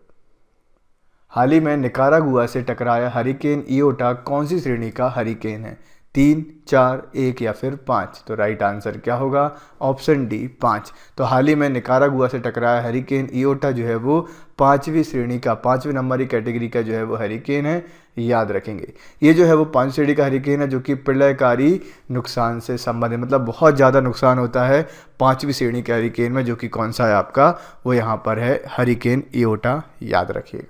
निम्नलिखित कथनों पर विचार कीजिए। हाल ही में भूटान में रुपे कार्ड का दूसरा चरण शुरू किया गया है।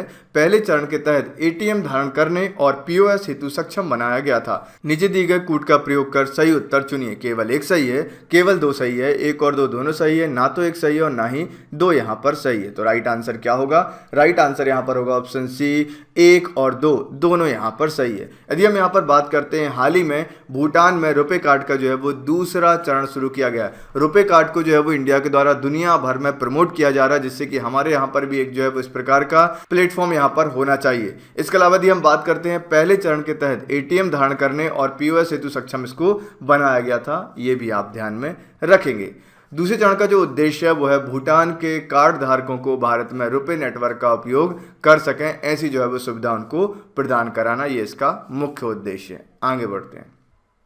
निम्नलिखित कथनों पर विचार कीजिए। श्रीलंका विश्व के सबसे व्यस्त शिपिंग मार्गों में से एक है। RCEP समझौता एशियाई बाजार के दोहन की श्रीलंका की महत्वाकांक्षा हेतु एक आदर्श मंच सिद्ध हो सकता है। नीचे दिए गए कूट का प्रयोग कर आपको सही उत्तर चुनना है। केवल एक सही है, केवल 2 सही है, 1 और 2 दोनों सही है, ना तो एक सही है और ना ही 2 यहाँ पर सही है। तो राइट आंसर क्या होगा?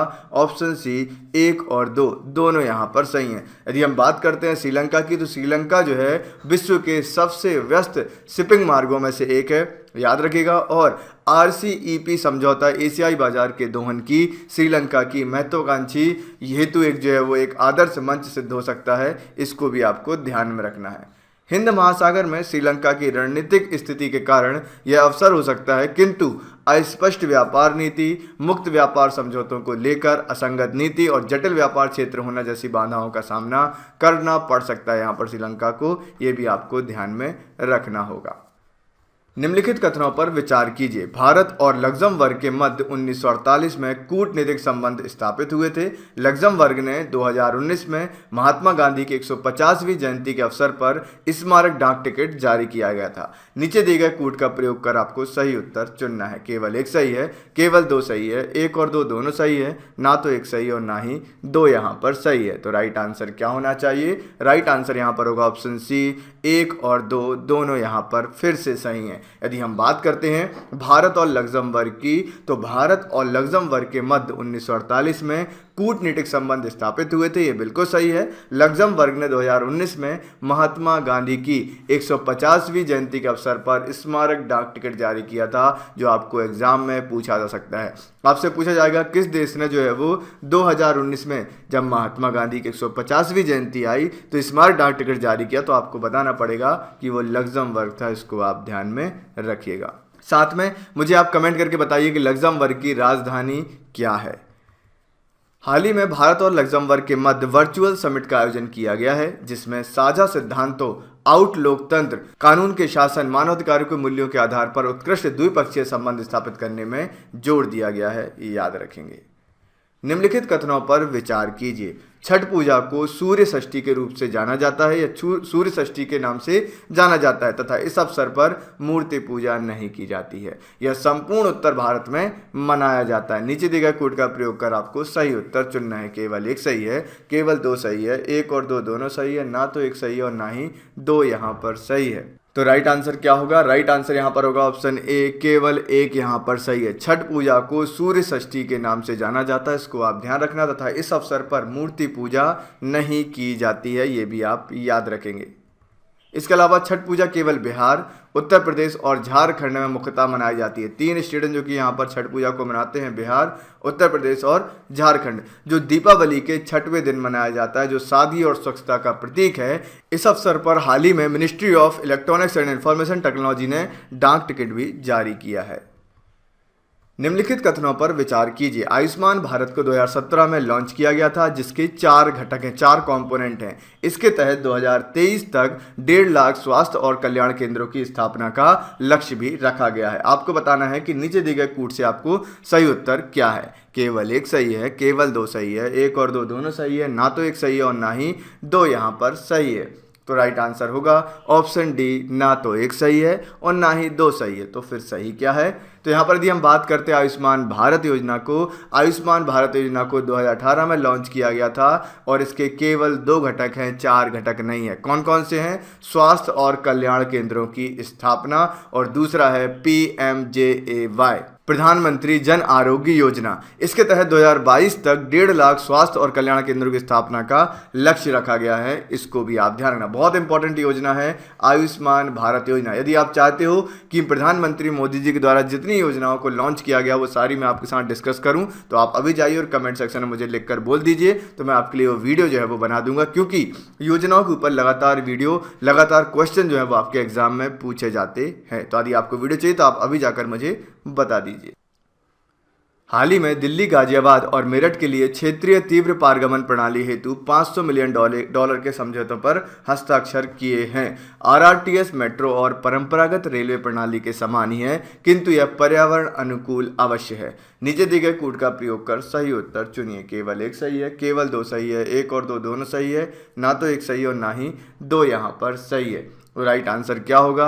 ऑप्शन ए, केवल और केवल एक यहाँ पर सही है। हाल ही में दिल्ली, गाजियाबाद और मेरठ के लिए क्षेत्रीय तीव्र पारगमन प्रणाली हेतु $500 मिलियन के समझौते पर हस्ताक्षर किए गए हैं, याद रखेंगे। इस प्रणाली का जो उद्देश्य है वो है NCR को, नेशनल कैपिटल रीजन को तीव्र, विश्वसनीय, सुरक्षित और आरामदेह सार्वजनिक परिवहन प्रणाली प्रदान करना है। साथ ही ना तो मेट्रो के समान है, ना ही परंपरागत रेलवे प्रणाली के समान है, किंतु यह जो है वो पर्यावरण अनुकूल अवश्य है, एनवायरमेंट फ्रेंडली है ये पूरा सिस्टम। इसको आप ध्यान रखिएगा।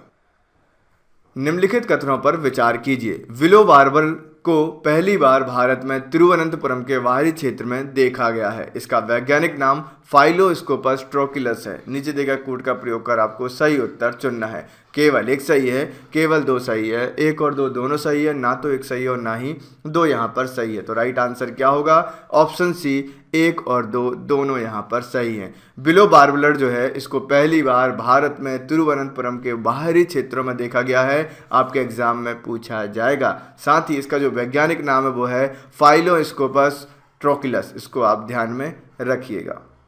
इसके अलावा मैं आपको यहाँ पर और एक और चीज़ बता दूं कि हम जो है वो फेसबुक पर भी प्रेजेंट है। तो यदि आपने अभी तक हमको फेसबुक पर लाइक नहीं किया हमारे पेज को, तो उसको आप ज़रूर कर दीजिए, क्योंकि बहुत सारी चीज़ें वहाँ पर भी बहुत जल्दी आने वाली हैं। लिंक आपको डिस्क्रिप्शन में मिल जाएगी। चलिए, यदि हम यहाँ पर बात करते हैं विलो बार्बलर की, तो यह सबसे लंबे समय तक प्रवास करने वाले छोटे पक्षियों में से एक है, जो पूरे उत्तरी व समशीतोष्ण यूरोप और पहले आर्कटिक क्षेत्र में प्रजनन करता है। इसकी 7 प्रजातियां पाई जाती हैं और यह वर्ष में 2 बार पंख बदलने के कारण पहचाना जाता है। इसको भी आप ध्यान रखिएगा। विश्व में कितने इकोजोन या बायोजोग्राफिक पाए जाते हैं? 4, 5, 9 या फिर 8? तो राइट आंसर क्या होगा? राइट आंसर होगा ऑप्शन डी 8। विश्व में जो है वो 8 इकोजोन या बायोजोग्राफिक जो है वो पाए जाते हैं। विश्व के कुल 8 इकोजोन में जो है वो इसको विभाजित किया गया। तो वर्ल्ड में जो है वो इकोजोन कितने हैं? वो भी 8 हैं। इनको आप ध्यान रखिएगा। जब मैं आपको ज्योग्राफी पढ़ाऊंगा तो मैं पूरे 8 आपको जो है वो बहुत अच्छे से डिस्क्राइब करूंगा, उनको समझाऊंगा, वो भी हमेशा की तरह बहुत आसान भाषा में। आगे बढ़ते हैं। Vatayan life time achievement award किसके द्वारा दिया जाता है? वर्ल्ड बैंक, यूएनईपी, यूनेस्को या वातायन यूके संगठन? तो राइट आंसर क्या होगा? ऑप्शन डी वातायन यूके संगठन। Vatayan life time achievement award जो है वो वातायन यूके संगठन के द्वारा प्रदान किया जाता है और इसका उद्देश्य क्या है? कवियों, लेखकों व कलाकारों को उनके क्षेत्र के लिए किए गए उल्लेखनीय कार्यों के हेतु जो है वो दिया जाता है, जिन्होंने अपने अपने क्षेत्र में अच्छा काम किया, उनको वातायन लाइफ टाइम अचीवमेंट पुरस्कार से नवाजा जाता है। हाल ही में जारी विश्व के शीर्ष 500 सबसे शक्तिशाली नॉन डिस्ट्रीब्यूशन कंप्यूटर सिस्टम में भारत के किस सुपर कंप्यूटर ने 63वां स्थान जो है वो प्राप्त किया है? ये प्राप्त लिखा हुआ है, प्राप्त किया है। तो परम 8000, निशांत, परम युवा या परम सिद्धि? तो राइट आंसर क्या होगा? राइट आंसर होगा ऑप्शन डी परम सिद्धि। इसको आप प्राप्त कर लीजिएगा। तो यहाँ पर यदि हम बात करते हैं हाल ही में जारी विश्व के शीर्ष मतलब टॉप 500 शक्तिशाली नॉन डिस्ट्रीब्यूशन कंप्यूटर सिस्टम की यदि हम बात करें तो भारत का एक सुपर कंप्यूटर जिसका नाम है परम सिद्धि, और वो कौन से नंबर पर है? 63 नंबर पर है। इसको आप ध्यान में रखिएगा। यह सुपर कंप्यूटर सीडैक पुणे में लगा हुआ है। अब आपसे एग्जाम में क्वेश्चन आता है, बताइए सीडैक का फुल फॉर्म क्या होता है? तो वो आप कमेंट सेक्शन में मुझे बताएंगे सीडैक का फुल फॉर्म। निम्नलिखित कथनों पर विचार कीजिए। कोरोना काल में बहुआयामी गरीबी में रहने वाले बच्चों की संख्या में 15% की वृद्धि हुई है। शिक्षा के क्षेत्र में सबसे अधिक प्रभाव गरीब छात्रों पर पड़ा है क्योंकि ऑनलाइन माध्यम से शिक्षा प्राप्त वो नहीं कर पाए। निजदेगा कूट का प्रयोग कर आपको सही उत्तर चुनना है। केवल एक सही है, केवल दो सही है, एक और दो दोनों सही है, ना तो एक सही है और ना ही दो यहाँ पर सही है। तो इसका राइट आंसर क्या होगा? इसका राइट आंसर यहाँ पर होगा ऑप्शन सी, एक और दो दोनों यहाँ पर सही है। कोरोना काल में बहुआयामी गरीबी में रहने वाले बच्चों की संख्या में 15% की वृद्धि हुई है। शिक्षा के क्षेत्र में सबसे अधिक प्रभाव गरीब बच्चों पर पड़ा है क्योंकि ऑनलाइन माध्यम से शिक्षा प्राप्त करना उनके लिए थोड़ा सा प्रॉब्लम का सबब रहता है। इसको आप ध्यान में रखेंगे। हाल ही में कोरोना के कारण बच्चों पर पड़ने वाले प्रभावों का अध्ययन किया गया है, जिसमें पाया गया है कि कोरोना के 9 मामलों में से एक मामला 20 वर्ष से कम आयु के बच्चों और किशोरों से संबंधित है। इसलिए रिपोर्ट यहाँ पर आई है कि किसको यहाँ से कोरोना में नुकसान हुआ है, याद रखेंगे। बढ़ते हैं आगे नेक्स्ट क्वेश्चन की तरफ। निम्नलिखित कथनों पर विचार कीजिए। हाल ही में 15 नवंबर से 21 नवंबर तक राष्ट्रीय नवजात सप्ताह जो है वो मनाया गया। 2015 में भारत पहला देश बना जिसने भारत नवजात कार्य योजना की शुरुआत की। नीचे दिए गए कूट का प्रयोग कर सही उत्तर चुनिए। केवल एक सही है, केवल दो सही है, एक और दो दोनों सही है, ना तो एक सही और ना ही दो यहाँ पर सही है। तो राइट आंसर क्या होगा? ऑप्शन ए केवल एक यहाँ पर सही है। हाल ही में 15 नवंबर से 21 नवंबर तक जो है वो राष्ट्रीय नवजात सप्ताह है, नेशनल न्यू बॉर्न वीक जो है वो यहाँ पर सेलिब्रेट किया गया। याद रखिएगा, ये फैक्ट वाला क्वेश्चन बन जाता है कि राष्ट्रीय नवजात सप्ताह या नेशनल न्यू बॉर्न वीक जो है वो कब मनाया जाता है? तो ये मनाया जाता है 15 नवंबर से लेकर 21 नवंबर तक, याद रखेंगे। साथ में 2014 में जो है भारत पहला देश बना जिसने भारत नवजात कार्य योजना की शुरुआत की। भारत नवजात कार्य योजना की शुरुआत की गई थी और इसका उद्देश्य था नवजातों की मृत्यु और जन्म के समय मृत पाए जाने की समस्या को खत्म करना। जब इनका जन्म होता है न्यूबॉर्न बेबीज का तो कई बार वो मृत अवस्था में ही मिलते हैं। इस प्रॉब्लम को समाप्त करने के लिए भारत नवजात कार्य योजना की शुरुआत 2014 में की गई थी। इसको आप ध्यान में रखिएगा। आगे बढ़ते हैं। निम्नलिखित कथनों पर विचार कीजिए। ई चालान प्रोजेक्ट के सॉफ्टवेयर को ministry of electronics and information technology के द्वारा विकसित किया गया है। भारत में वर्तमान में केवल 9 ही आभासी न्यायालय हैं। नीचे दिए गए कूट का प्रयोग कर सही उत्तर आपको चुनना है। केवल एक सही है, केवल दो सही है, एक और दो दोनों सही है, ना तो एक सही है और ना ही दो यहाँ पर सही है। तो राइट आंसर क्या होगा? ऑप्शन बी केवल दो सही है। भारत में वर्तमान में केवल 9 आभासी न्यायालय या वर्चुअल कोर्ट जो है वो आपको देखने को मिलेंगे। इसको आप ध्यान में रखेंगे। साथ में यदि हम यहाँ पर बात करें ई चालान प्रोजेक्ट की, तो ई चालान प्रोजेक्ट के सॉफ्टवेयर को एनआईसी के द्वारा जो है वो विकसित किया गया है तथा इसकी जो नोडल एजेंसी है वो है ministry of road transport and highways. हाल ही में असम ने ट्रैफिक चालान मामलों को निपटाने हेतु आवासीय न्यायालय का गठन किया है। याद रखना, वर्चुअल कोर्ट बनाया गया जिसमें आपको कहीं जाने की जरूरत नहीं पड़ती। आजकल आप देखोगे तो आपको मैक्सिमम चीज़ें जो है वो वर्चुअली मिलेंगी। वर्चुअल मीटिंग हो रही है, वर्चुअल कॉन्फ्रेंस हो रही है, वर्चुअल कोर्ट बन गया, हर चीज़ वर्चुअल आप पढ़ाई कर पा रहे हो, यहाँ भी कर पा रहे हो। यदि ये वर्चुअली चीज़ें नहीं होती, ये नेट नहीं होता, इंटरनेट नहीं होता, तो यदि आप मुझसे भी जो है वो आज नहीं पढ़ पाते। तो आप ये पढ़ पा रहे हो, इसके लिए आप जल्दी से वीडियो को लाइक कर दो और कमेंट करके मुझे बताओ कि ये हमारे लिए बहुत अच्छा होगा। बढ़ते हैं आगे नेक्स्ट क्वेश्चन की तरफ। निम्नलिखित कथनों पर विचार कीजिए। भारत और थाईलैंड संभवित गश्ती को इंडो थाई कॉर्पोरेट के नाम से भी जाना जाता है। इस अभ्यास में भारतीय नौसेना के आईएनएस करमुक ने भाग लिया। नीचे दिए गए कूट का प्रयोग कर आपको सही उत्तर चुनना है। केवल एक सही है, केवल दो सही है, एक और दो दोनों सही है, ना तो एक सही है और ना ही दो यहाँ पर सही है। तो राइट आंसर क्या होगा? ऑप्शन सी, एक और दो, दोनों यहाँ पर बिल्कुल सही है। यदि हम यहाँ पर बात करें भारत थाईलैंड संभवित गश्ती को इंडो थाई कॉर्पोरेट के नाम जाना जाता है, ये बिल्कुल सही है।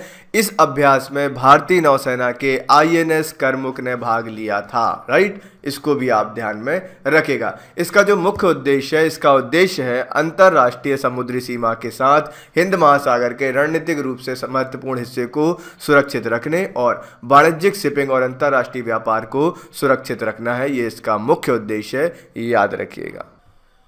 निम्नलिखित कथनों पर विचार कीजिए। हाल ही में भारत विश्वव्यापी रेडियो नेविगेशन प्रणाली में 5वां देश बन गया है। याद रखेगा, हाल ही में आईएमओ के द्वारा भारत के IRNSS को विश्वव्यापी रेडियो नेविगेशन प्रणाली के रूप में मान्यता दी गई है। नीचे दिए गए कूट का प्रयोग कर आपको सही उत्तर यहाँ पर चुनना है। केवल एक सही है, केवल दो सही है, एक और दो दोनों सही है, ना तो एक सही है और ना ही दो यहाँ पर सही है। तो राइट आंसर क्या होगा? ऑप्शन बी, केवल और केवल दो यहाँ पर सही है। हाल ही में जो है वो आईएमओ के द्वारा भारत के IRNSS को विश्वव्यापी रेडियो नेविगेशन प्रणाली के रूप में मान्यता दी गई है, याद रखिएगा। भारत विश्वव्यापी रेडियो नेविगेशन प्रणाली में चौथा देश यहां पर बन गया, जिसके तहत अब समुद्र में जहाज़ों की निगरानी हेतु IRNSS का उपयोग किया जा सकेगा। साथ ही आईएमओ ने इसको वैकल्पिक नेविगेशन मॉड्यूल के रूप में भी स्वीकार कर लिया है। ये भी आप ध्यान रखना। तो विश्वव्यापी रेडियो नेविगेशन प्रणाली की यदि हम बात करें, world wide radio navigation system की यदि हम बात करें, तो ऐसा करने वाला जो है वो भारत चौथा देश यहाँ पर बन गया है। बढ़ते हैं नेक्स्ट क्वेश्चन की तरफ। निम्नलिखित कथनों पर विचार कीजिए। भारत में कट्टरता को 4 भागों में वर्गीकृत किया जाता है। विश्व में केवल भारत और अमेरिका में ही कट्टरता को सही मामले में परिभाषित किया गया है। नीचे दिए गए कूट का प्रयोग कर आपको सही उत्तर यहाँ पर चुनना है। केवल एक सही है, केवल दो सही है, एक और दो दोनों सही है, ना तो एक सही है और ना ही दो यहाँ पर सही है। तो राइट आंसर क्या होगा? राइट आंसर यहाँ पर होगा ऑप्शन डी, ना तो एक सही है और ना ही दो यहाँ पर सही है। यदि हम यहाँ पर बात करते हैं सही क्या होगा, तो हाल ही में कट्टरता को परिभाषित करने हेतु गैर कानूनी गतिविधियों रोकथाम अधिनियम 1967 में संशोधन की बात की गई है, क्योंकि कट्टरता को परिभाषित करने के लिए या कट्टरता को परिभाषित के अभाव में पुलिस और प्रशासन के द्वारा इसका दुरुपयोग किया जा रहा है। साथ ही भारत में कट्टरता को 4 नहीं बल्कि 3 भागों में विभाजित किया गया है, वर्गीकृत किया गया। इसको आप ध्यान में रखिएगा। क्या होता है जब कट्टरता को आप बताओगे नहीं कट्टरता आखिर होती क्या है, तो यहाँ पर क्या होता है साहब, यहाँ पर पुलिस और प्रशासन मिलकर किसी को कट्टर बता देती है, किसी को नहीं बताती, किसी को बचा लेती है, किसी को फंसा देती है। इस तरीके के काम यहाँ पर होने लगते हैं। राइट, बढ़ते हैं आगे। आपके हिसाब से कट्टरता क्या है, आप मुझे कमेंट करके बताइए।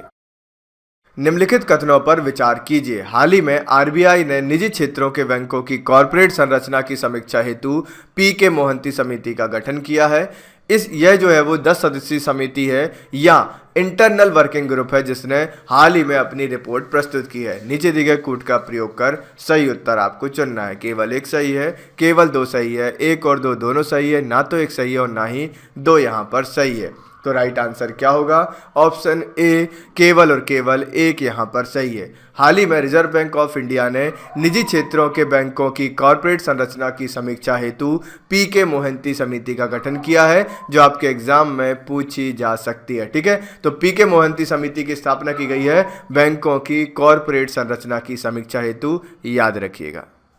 यह 5 सदस्यीय समिति है जिसने अपनी सिफारिशें हाल ही में प्रस्तुत की है, जिनमें प्रमुख है भुगतान बैंकों को लघु वित्त बैंक में बदलने हेतु 3 वर्ष का अनुभव पर्याप्त है। साथ ही प्रमोटर्स हेतु निजी क्षेत्र के बैंकों में अधिकतम शेयरधारिता की सीमा बैंकों के पेड अप वोटिंग इक्विटी पूंजी का 15% से बढ़ाकर 26% किया गया है। इसको भी आप ध्यान में रख सकते हैं। आगे बढ़ते हैं। हाल ही में किस देश ने ट्रांसजेंडर मुसलमानों हेतु पहला इस्लामिक स्कूल की स्थापना की है? भारत, पाकिस्तान, भूटान या फिर बांग्लादेश? तो राइट आंसर क्या होगा? राइट आंसर यहाँ पर होगा ऑप्शन डी, बांग्लादेश। हाल ही में जो है वो बांग्लादेश ने ट्रांसजेंडर मुसलमानों हेतु पहला इस्लामिक स्कूल जो है वो खोलने की स्थापना की। इसको आप ध्यान में रखिएगा। बांग्लादेश द्वारा उठाया गया यह कदम एक प्रगतिशील कदम है, ये भी आप चाहो तो ध्यान में रख सकते हैं। वर्ल्ड फिशरीज फोरम का गठन कब किया गया था? 1992, 1995, 1997 या फिर 1996? तो राइट आंसर क्या होगा? राइट आंसर होगा option C, 1997। World Fisheries Forum का गठन कब किया गया? तो वो 1997 में किया गया था, ये भी आपको याद रखना होगा। World Fisheries forum 1997। इसका गठन world forum of fish harvesters and fish workers की 1997 में नई दिल्ली में हुई बैठक में किया गया था। तो इतना डिटेल तो नहीं आएगा, लेकिन 1997 आपसे पूछा जा सकता है। सुग्गी बैन उपन्यास किसके द्वारा लिखा गया है? डगलस स्टुअर्ट, अवनी दोषी, विजयपाल या मार्गेट? तो राइट आंसर क्या होगा? राइट आंसर होगा option A, Douglas Stuart. Shuggie Bain उपन्यास जो है वो डगलस स्टुअर्ट के द्वारा लिखा गया। ये उपन्यास, ये नोवेल, ये बुक्स आपके एग्जाम में पूछी जाती हैं। हाल ही में उन्हें 2020 का बुकर पुरस्कार उनके पहले उपन्यास को दिया गया। तो इनको जो है वो बुकर प्राइज या बुकर पुरस्कार मिला 2020 का। तो आपको ये नाम अच्छे से याद कर लेना है, Douglas Stuart, Shuggie ban novel या उपन्यास। निम्नलिखित कथनों पर विचार कीजिए। एनसीएम ने 2011 और 2012 में क्रमशः भरतपुर दंगे और बोडो मुस्लिम संघर्ष की जांच की थी।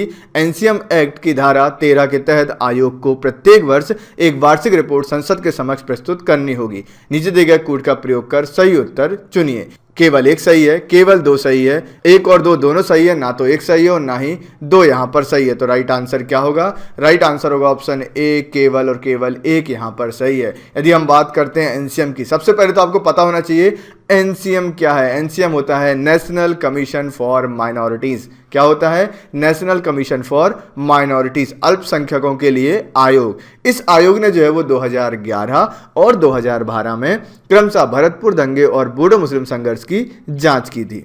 एनसीएम एक्ट की धारा 13 के तहत आयोग को प्रत्येक 2 वर्ष में एक वार्षिक रिपोर्ट संसद के समक्ष प्रस्तुत करनी होगी, किंतु 2010 के बाद से एक भी रिपोर्ट प्रस्तुत यहां पर नहीं की गई। साथ ही 2004 में सुमित्रा महाजन समिति बनाई गई। उसने बोला कि साहब एनसीएम को और अधिक मजबूत जो है वो हमको करना होगा। इसकी सिफारिश भी जो है वो सुमित्रा महाजन के द्वारा की गई थी। तो इसको आप ध्यान रखेंगे। नेक्स्ट क्वेश्चन आता है, निम्नलिखित कथनों पर विचार कीजिए। चीन केवल भारत के खिलाफ ही जल बम की रणनीति अपना रहा है। इसका अर्थ होता है कि पड़ोसी देश पर हमले या प्रहार करने के उद्देश्य से अत्यधिक मात्रा में जल को बांधों में संग्रहित करना है। नीचे दिए गए कूट का प्रयोग कर आपको सही उत्तर चुनना है। केवल एक सही है, केवल दो सही है, एक और दो दोनों सही है, ना तो एक सही है और ना ही दो यहाँ पर सही है। तो राइट आंसर होगा ऑप्शन बी, केवल दो जो है वो यहाँ पर सही है। मतलब यदि हम बात करते हैं जल बम की, तो जल बम का मतलब क्या होता है? इसका अर्थ होता है कि पड़ोसी देश पर हमले या प्रहार करने के उद्देश्य से अत्यधिक मात्रा में जल को बांधों में संग्रहित करना है। राइट, इससे जो है वो क्या होता है, सामाजिक, आर्थिक और कल्चरल जो भी नुकसान होता है वो नुकसान पहुंचा दिया जाता है दूसरे देश को। चाइना जो है वो इस नीति को भारत सहित थाईलैंड, वियतनाम, लाओस और कंबोडिया के साथ भी जो है वो अपना रहा है, जिसके तहत इन देशों का व्यापक आर्थिक, सामाजिक और पर्यावरण का जो है वो नुकसान यहां पर कर सके, इकोनॉमिक, सोशल और एनवायरमेंटल डैमेज पहुंचा सके चाइना। ये इसकी रणनीति है। दुनिया भर को नुकसान पहुंचाने की सोच रखता है ये चाइना। अभी आप कोविड का भी देख रहे हो कितना परेशान है ये दुनिया। आप 2 शब्द यदि कहना चाहो चीन के लिए तो क्या कहेंगे? कमेंट सेक्शन में बताइएगा। नेक्स्ट क्वेश्चन देखते हैं। निम्नलिखित कथनों पर विचार कीजिए। प्लेटिपस अंडे देने वाला पक्षी है, इसका आयुसीएन स्टेटस नॉट थ्रेटेंड है। नीचे दिए गए कोड का प्रयोग कर आपको सही उत्तर चुनना है। केवल एक सही है, केवल दो सही है, एक और दो दोनों सही है, ना तो एक सही और ना ही दो यहाँ पर सही है। तो राइट आंसर क्या होगा? राइट आंसर यहाँ पर होगा ऑप्शन बी, केवल और केवल दो यहाँ पर सही। यदि हम बात करते हैं प्लेटिपस की, तो प्लेटिपस जो है वो इसका जो आयुसीएन स्टेटस है वो है नॉट थ्रेटेंड, जो आपके एग्जाम में पूछा जा सकता है। और ये कोई पक्षी नहीं है, यह अंडे देने वाला एक स्तनपायी जीव है जो ऑर्निथोचिड़े परिवार से संबंधित है। साथ ही हाल ही में इसके आवास में 22% की गिरावट भी दर्ज की गई है, जो चिंताजनक है। यह एक जहरीला जीव भी है और इलेक्ट्रोलोकेशन की शक्ति भी ये रखता है, इसको भी आप ध्यान में रखेंगे। नेक्स्ट क्वेश्चन की तरफ चलते हैं। निम्नलिखित कथनों पर विचार कीजिए। होयसल मंदिर, जिसका निर्माण 13वीं शताब्दी में किया गया था, वो कर्नाटक में स्थित है। यह मंदिर संगमरमर से निर्मित है। नीचे दिए गए कोड का प्रयोग कर आपको सही उत्तर चुनना है। केवल एक सही है, केवल दो सही है, एक और दो दोनों सही है, ना तो एक सही और ना ही दो यहाँ पर सही है। तो राइट आंसर क्या होगा? राइट आंसर यहाँ पर होगा ऑप्शन डी, ना तो एक सही है और ना ही दो सही है। ये जो होयसल मंदिर है, इसका निर्माण 12वीं शताब्दी में किया गया था साहब। हाल ही में इस मंदिर में काली देवी की एक मूर्ति जो है वो क्षतिग्रस्त मिली है, इसलिए चर्चा का विषय बना हुआ है। इस मंदिर का निर्माण 12वीं शताब्दी में किया गया था, जो सैल खटी चट्टानों से निर्मित है और अपेक्षाकृत ये थोड़ा सा मुलायम भी होता है, वो भी आपको ध्यान रखना है। तो संगमरमर से नहीं बना है, सैल खटी चट्टानों से ये बना हुआ है।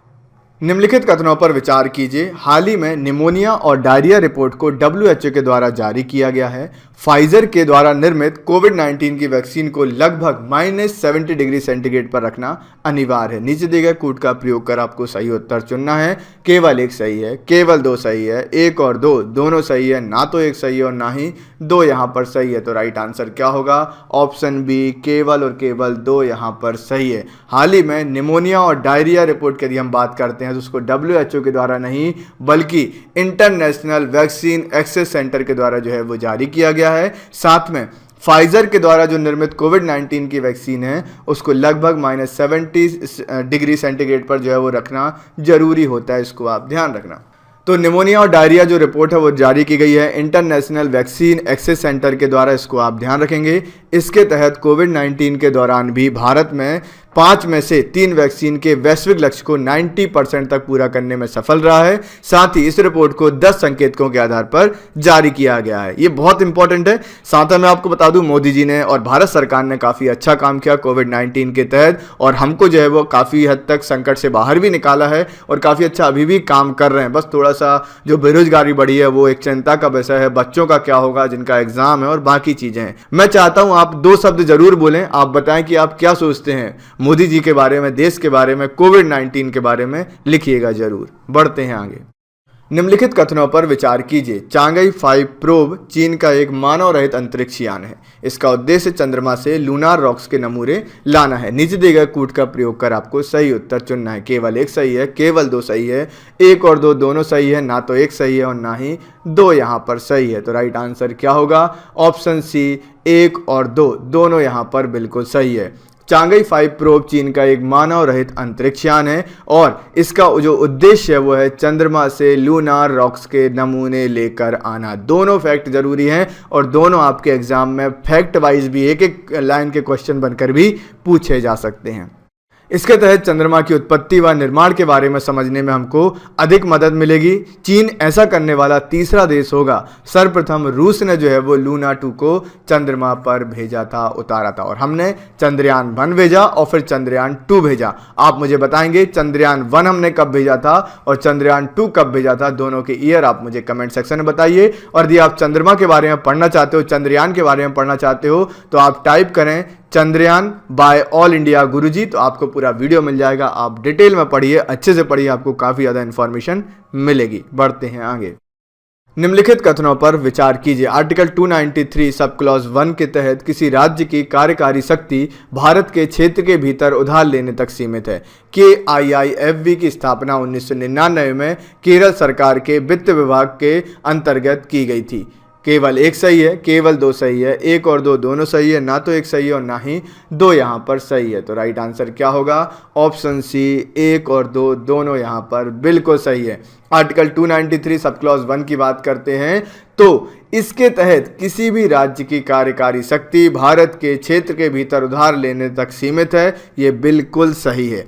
उसके अलावा अब आपके दिमाग में एक चीज आना चाहिए साहब कि KIIFB आखिर है क्या। KIIFB की यदि हम बात करते हैं, इसका फुल फॉर्म होता है Kerala infrastructure investment fund board. क्या होता है? Kerala infrastructure investment fund board. इसको आप ध्यान रखिएगा। इसकी स्थापना 1999 में की गई थी केरल सरकार के वित्त विभाग के अंतर्गत। इसको आप ध्यान में रखिएगा। अब ये आता है कि साहब ये चर्चा में क्यों है, तो हाल ही में KIIFB के विरुद्ध ED एनफोर्समेंट डिपार्टमेंट ने फेमा के उल्लंघन के मामले में प्रारंभिक जांच जो है वो यहाँ पर शुरू कर दी है, जो कैग की रिपोर्ट पर आधारित है, जिसमें जिक्र किया गया था कि KIIFB ने केंद्र की अनुमति के बिना मसाला बॉन्ड जारी करके 2150 करोड़ रुपए जो है वो जुटाए थे। इसको आप ध्यान रखना। अब मैंने आपको सारी इंफॉर्मेशन तो दे दी, KIIFB के बारे में बता दिया, ED के बारे में बता दिया, कैग होता है controller auditor general of India, इसको बता दिया। फेमा क्या होता है? फेमा का फुल फॉर्म होता है फॉरेन एक्सचेंज मैनेजमेंट एक्ट। क्या होता है? मैं लिख देता हूं, फॉरेन एक्सचेंज मैनेजमेंट एक्ट। इसको आप यहां पर ध्यान रखना। फेमा का मतलब होता है फॉरेन एक्सचेंज मैनेजमेंट एक्ट, याद रखिएगा। और ये भी आया था 1999 में। बढ़ते हैं आगे। किस नदी के सम्मान में 12 दिवसीय पुष्करालु त्योहार मनाया जाता है? गंगा, सरस्वती, कावेरी या तुंगभद्रा? राइट आंसर क्या होगा? राइट आंसर होगा तुंगभद्रा। इसको आप ध्यान में रखना। तो यहाँ पर तुंगभद्रा नदी जो है उसके सम्मान में 12 दिवसीय पुष्करालु त्योहार जो है मनाया जाता है। इसको आप ध्यान रखिएगा। और ये जो पुष्करालु त्योहार है ये 12 वर्ष की अवधि में मनाया जाता है, मतलब हर 12 साल बाद जो है वो आयोजित होता है। आप मुझे कमेंट में बताएंगे तुंगभद्रा नदी किन राज्यों में बहती है, किन राज्यों में ये बहती है, बताइएगा। नेक्स्ट आता है अंतर संसदीय संघ की स्थापना कब की गई थी? 1890 में, 1887 में, 1888 में या 1889 में? तो राइट आंसर क्या होगा? ऑप्शन डी 1889 या फिर 1889। अंतर संसदीय संघ की यदि हम बात करते हैं, इंटर पार्लियामेंट्री यूनियन की यदि हम बात करते हैं, तो इसकी स्थापना की गई थी 1889 या 1889 में। अब ये है क्या? तो ये जो है वो 179 सदस्यीय संगठन है, जो अलग अलग देशों के सदस्यों का वैश्विक संगठन, एक ग्लोबल ऑर्गेनाइजेशन है जहां पर दुनिया भर के सांसद जो हैं वो इसमें बैठते हैं। इसमें टोटल कितने मेंबर हैं? 179। अंतर संसदीय संघ, इंटर पार्लियामेंट्री यूनियन, इसको आप ध्यान रखेंगे।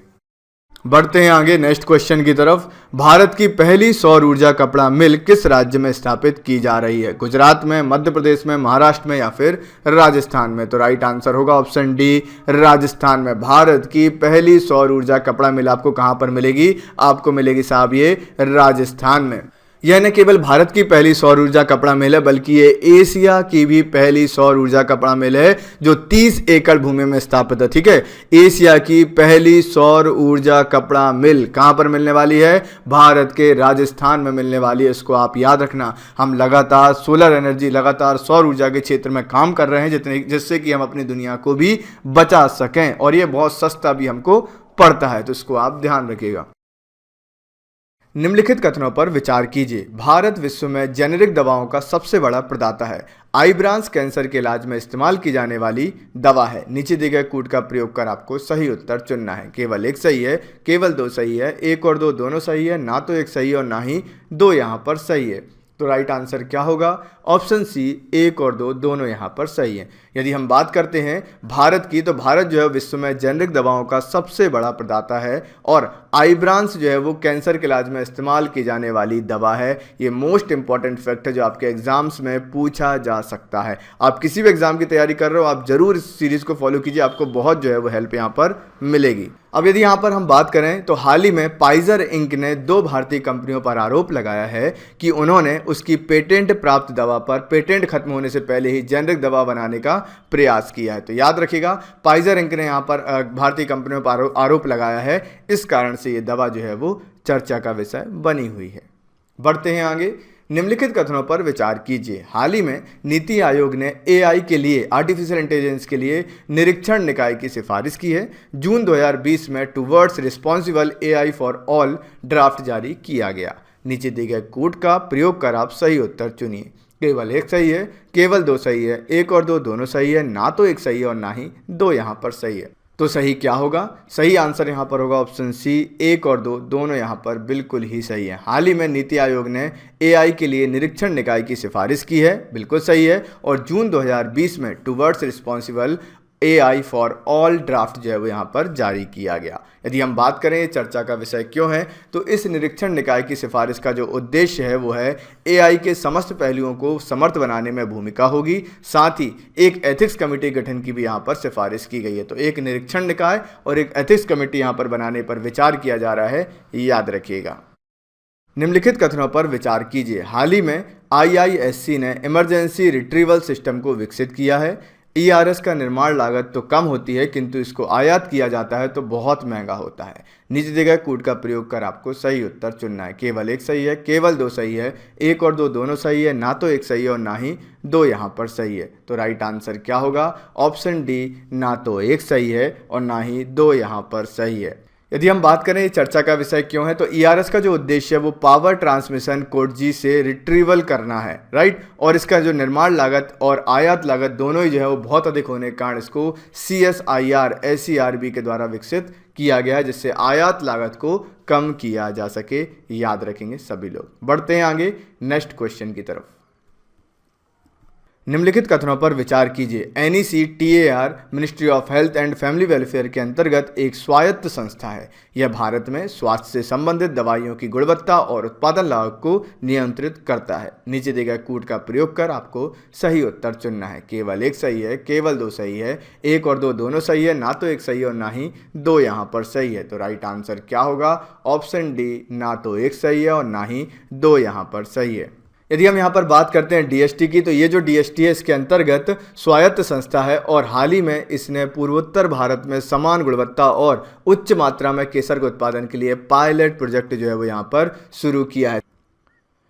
निम्नलिखित कथनों पर विचार कीजिए। हाल ही में अरुणाचल प्रदेश ने ऑयल पाम परियोजना लॉन्च की है। यह परियोजना झूम खेती का एक विकल्प साबित हो सकती है। नीचे दिए गए कोड का प्रयोग कर आपको सही उत्तर चुनना है। केवल एक सही है, केवल 2 सही है, 1 और 2 दोनों सही है, ना तो एक सही और ना ही 2 यहाँ पर सही है। तो इसका राइट आंसर देख लेते हैं। निम्नलिखित कथनों पर यदि हम विचार करेंगे तो इसका केवल बी ऑप्शन जो है वो यहाँ पर सही होगा, मतलब केवल 2 यह सही है। ये जो परियोजना है ऑयल पाम परियोजना जो है, इसको लॉन्च किया गया है किसके द्वारा? कोई बताएगा कमेंट में, मैं इसके बाद आपको बताने वाला हूँ। साथ में ये जो ऑयल पाम परियोजना है, यह परियोजना झूम खेती का एक विकल्प साबित हो सकती है, याद रखना। यदि हम ऑयल पाम योजना की बात करते हैं, इस परियोजना को लॉन्च किया गया है अरुणाचल प्रदेश नहीं बल्कि मणिपुर के द्वारा, जिसके लिए 66,552 हेक्टेयर भूमि का चयन किया गया है। किंतु शुरुआत में केवल 200 हेक्टेयर भूमि पर ही ऑयल पाम की बागवानी यहाँ पर की जाएगी, ध्यान रखेंगे। तो इंपॉर्टेंट आपके लिए है कि इस योजना को, ऑयल पाम परियोजना जो है, इसको मणिपुर में लॉन्च किया गया है, याद रखिएगा सभी लोग। निम्नलिखित कथनों पर विचार कीजिए। हाल ही में UNHO ने $100 मिलियन की राहत राशि अफ्रीकी और मिडिल ईस्ट देशों में अकाल से निपटने हेतु जारी की है। इस राशि में से केवल इथोपिया को $80 मिलियन दिए जाने की बात की गई है। नीचे दिए गए कोड का प्रयोग कर सही उत्तर चुनिए। केवल एक सही है, केवल 2 सही है, 1 और 2 दोनों सही है, ना तो एक सही है और ना ही 2 यहाँ पर सही है। तो राइट आंसर क्या होगा? ऑप्शन ए, केवल 1 यहाँ पर सही है। हाल ही में जो है वो यहाँ पर UNHO ने $100 मिलियन की राहत राशि जो है वो अफ्रीकी और मिडिल ईस्ट देशों में अकाल से निपटने हेतु जो है वो जारी की है, इसको आप ध्यान रखिएगा। हाल ही में UNHO के द्वारा यह राहत राशि देने की घोषणा की गई है, जिसके तहत 5 देशों को $80 मिलियन और अकेले इथोपिया को $20 मिलियन देने की जो है वो बात की गई है, क्योंकि वर्तमान समय में इथोपिया जो है वो भुखमरी से गुजर रहा है, इसलिए उसको ज़्यादा यहाँ पर पैसा दिया जा रहा है, उसकी ज़्यादा जो है वो मदद की जा रही है, याद रखेंगे। साथ में मुझे कमेंट करके बताइए इथोपिया की राजधानी क्या है, मतलब कैपिटल क्या है, और इथोपिया की करेंसी क्या है। फटाफट कमेंट में मुझे ज़रूर बताइएगा। निम्नलिखित कथनों पर विचार कीजिए। वर्तमान समय में सबसे अच्छा लिंगानुपात अरुणाचल प्रदेश का है। जन्म और मृत्यु को दर्ज कराने की समय सीमा 30 दिन निर्धारित की गई है बिना शुल्क के। नीचे दिए गए कोड का प्रयोग कर आपको सही उत्तर चुनना है। केवल एक सही है, केवल 2 सही है, 1 और 2 दोनों सही है, ना तो एक सही है और ना ही 2 यहाँ पर सही है। तो राइट आंसर क्या होगा? ऑप्शन ए, केवल 1 यहाँ पर सही है। यदि हम बात करते हैं वर्तमान समय की, यदि हम बात करते हैं आज के समय की, तो सबसे अच्छा जो लिंगानुपात है वो अरुणाचल प्रदेश का हमको देखने को मिलता है। हाल ही में vital statistics of India based on the civil registration system report जारी की गई है, जिसके तहत सबसे खराब लिंगानुपात मणिपुर का है और जन्म और मृत्यु को दर्ज कराने के समय ही जो है वो यहाँ पर समय सीमा 21 दिन यहाँ पर निर्धारित की गई है। इसको आप ध्यान में रखिएगा। तो सबसे खराब लिंगानुपात कहाँ का है? लिंगानुपात जो है वो मणिपुर का है, याद रखिएगा। साथ में यदि आप 2011 की जनगणना को पढ़ना चाहते हैं तो आप क्या करेंगे, आप जो है वो यूट्यूब पर जाइए और यूट्यूब पर आप क्या करेंगे, इसको आप 2011 कर लीजिए। तो आप यूट्यूब पर सर्च बॉक्स में जाकर उसमें सर्च कीजिए 2011 सेंसस जनगणना बाय ऑल इंडिया गुरुजी, तो आपको पूरी डिटेल वहाँ पर मिल जाएगी। बढ़ते हैं आगे। विश्व का एकमात्र सफ़ेद जिराफ जो है वो किस देश में है? इथोपिया, सूडान, जिबूती या फिर केन्या? तो राइट आंसर क्या होगा? राइट आंसर होगा ऑप्शन डी, केन्या में है। विश्व का एकमात्र सफ़ेद जिराफ आपको कहाँ पर मिलेगा? केन्या देश में देखने को मिल जाएगा। हाल ही में एकमात्र सफ़ेद जिराफ को शिकार बनाने हेतु जीपीएस ट्रैफिक सिस्टम जो है वो यहाँ पर लगाया गया, जीपीएस ट्रैकिंग सिस्टम यहाँ पर लगाया गया, याद रखिएगा, जिससे कि ग्लोबल पोजीशनिंग सिस्टम इसको कहा जाता है। फुल फॉर्म क्या होता है जीपीएस का? ग्लोबल पोजीशनिंग सिस्टम, जिससे कि सभी जिराफ को जो है वो ट्रेस किया जा सके, ट्रैक किया जा सके। आप मुझे बताएंगे केन्या की राजधानी क्या है? बढ़ते हैं आगे। स्वीडन और फिनलैंड के मध्य राजनीतिक सीमा कौन सी नदी बनाती है? टार्न नदी, उमे नदी, इंडस नदी या फिर दल नदी? इसको आप दल कर लीजिएगा, द टीम लिखा हुआ है, इसको आप कर दीजिएगा दल नदी, राइट। तो इसका राइट आंसर क्या होगा? राइट आंसर होगा टार्न, याद रखेंगे आप यहाँ पर। यदि हम बात करते हैं स्वीडन और फिनलैंड की राजनीतिक सीमा की, तो उसको जो है वो कौन सी नदी बनाती है? टार्न नदी यहाँ पर बनाती है, ध्यान रखिएगा। यह नदी स्वीडन की सबसे बड़ी नदी है। टार्न नदी जो है वो स्वीडन की सबसे बड़ी नदी है, इसको भी आपको याद रखना है। हाल ही में कैच द रेन अभियान किन राज्यों में लॉन्च किया गया है? उत्तर प्रदेश और हरियाणा, राजस्थान और उत्तर प्रदेश, असम और अरुणाचल, उत्तराखंड और हिमाचल प्रदेश?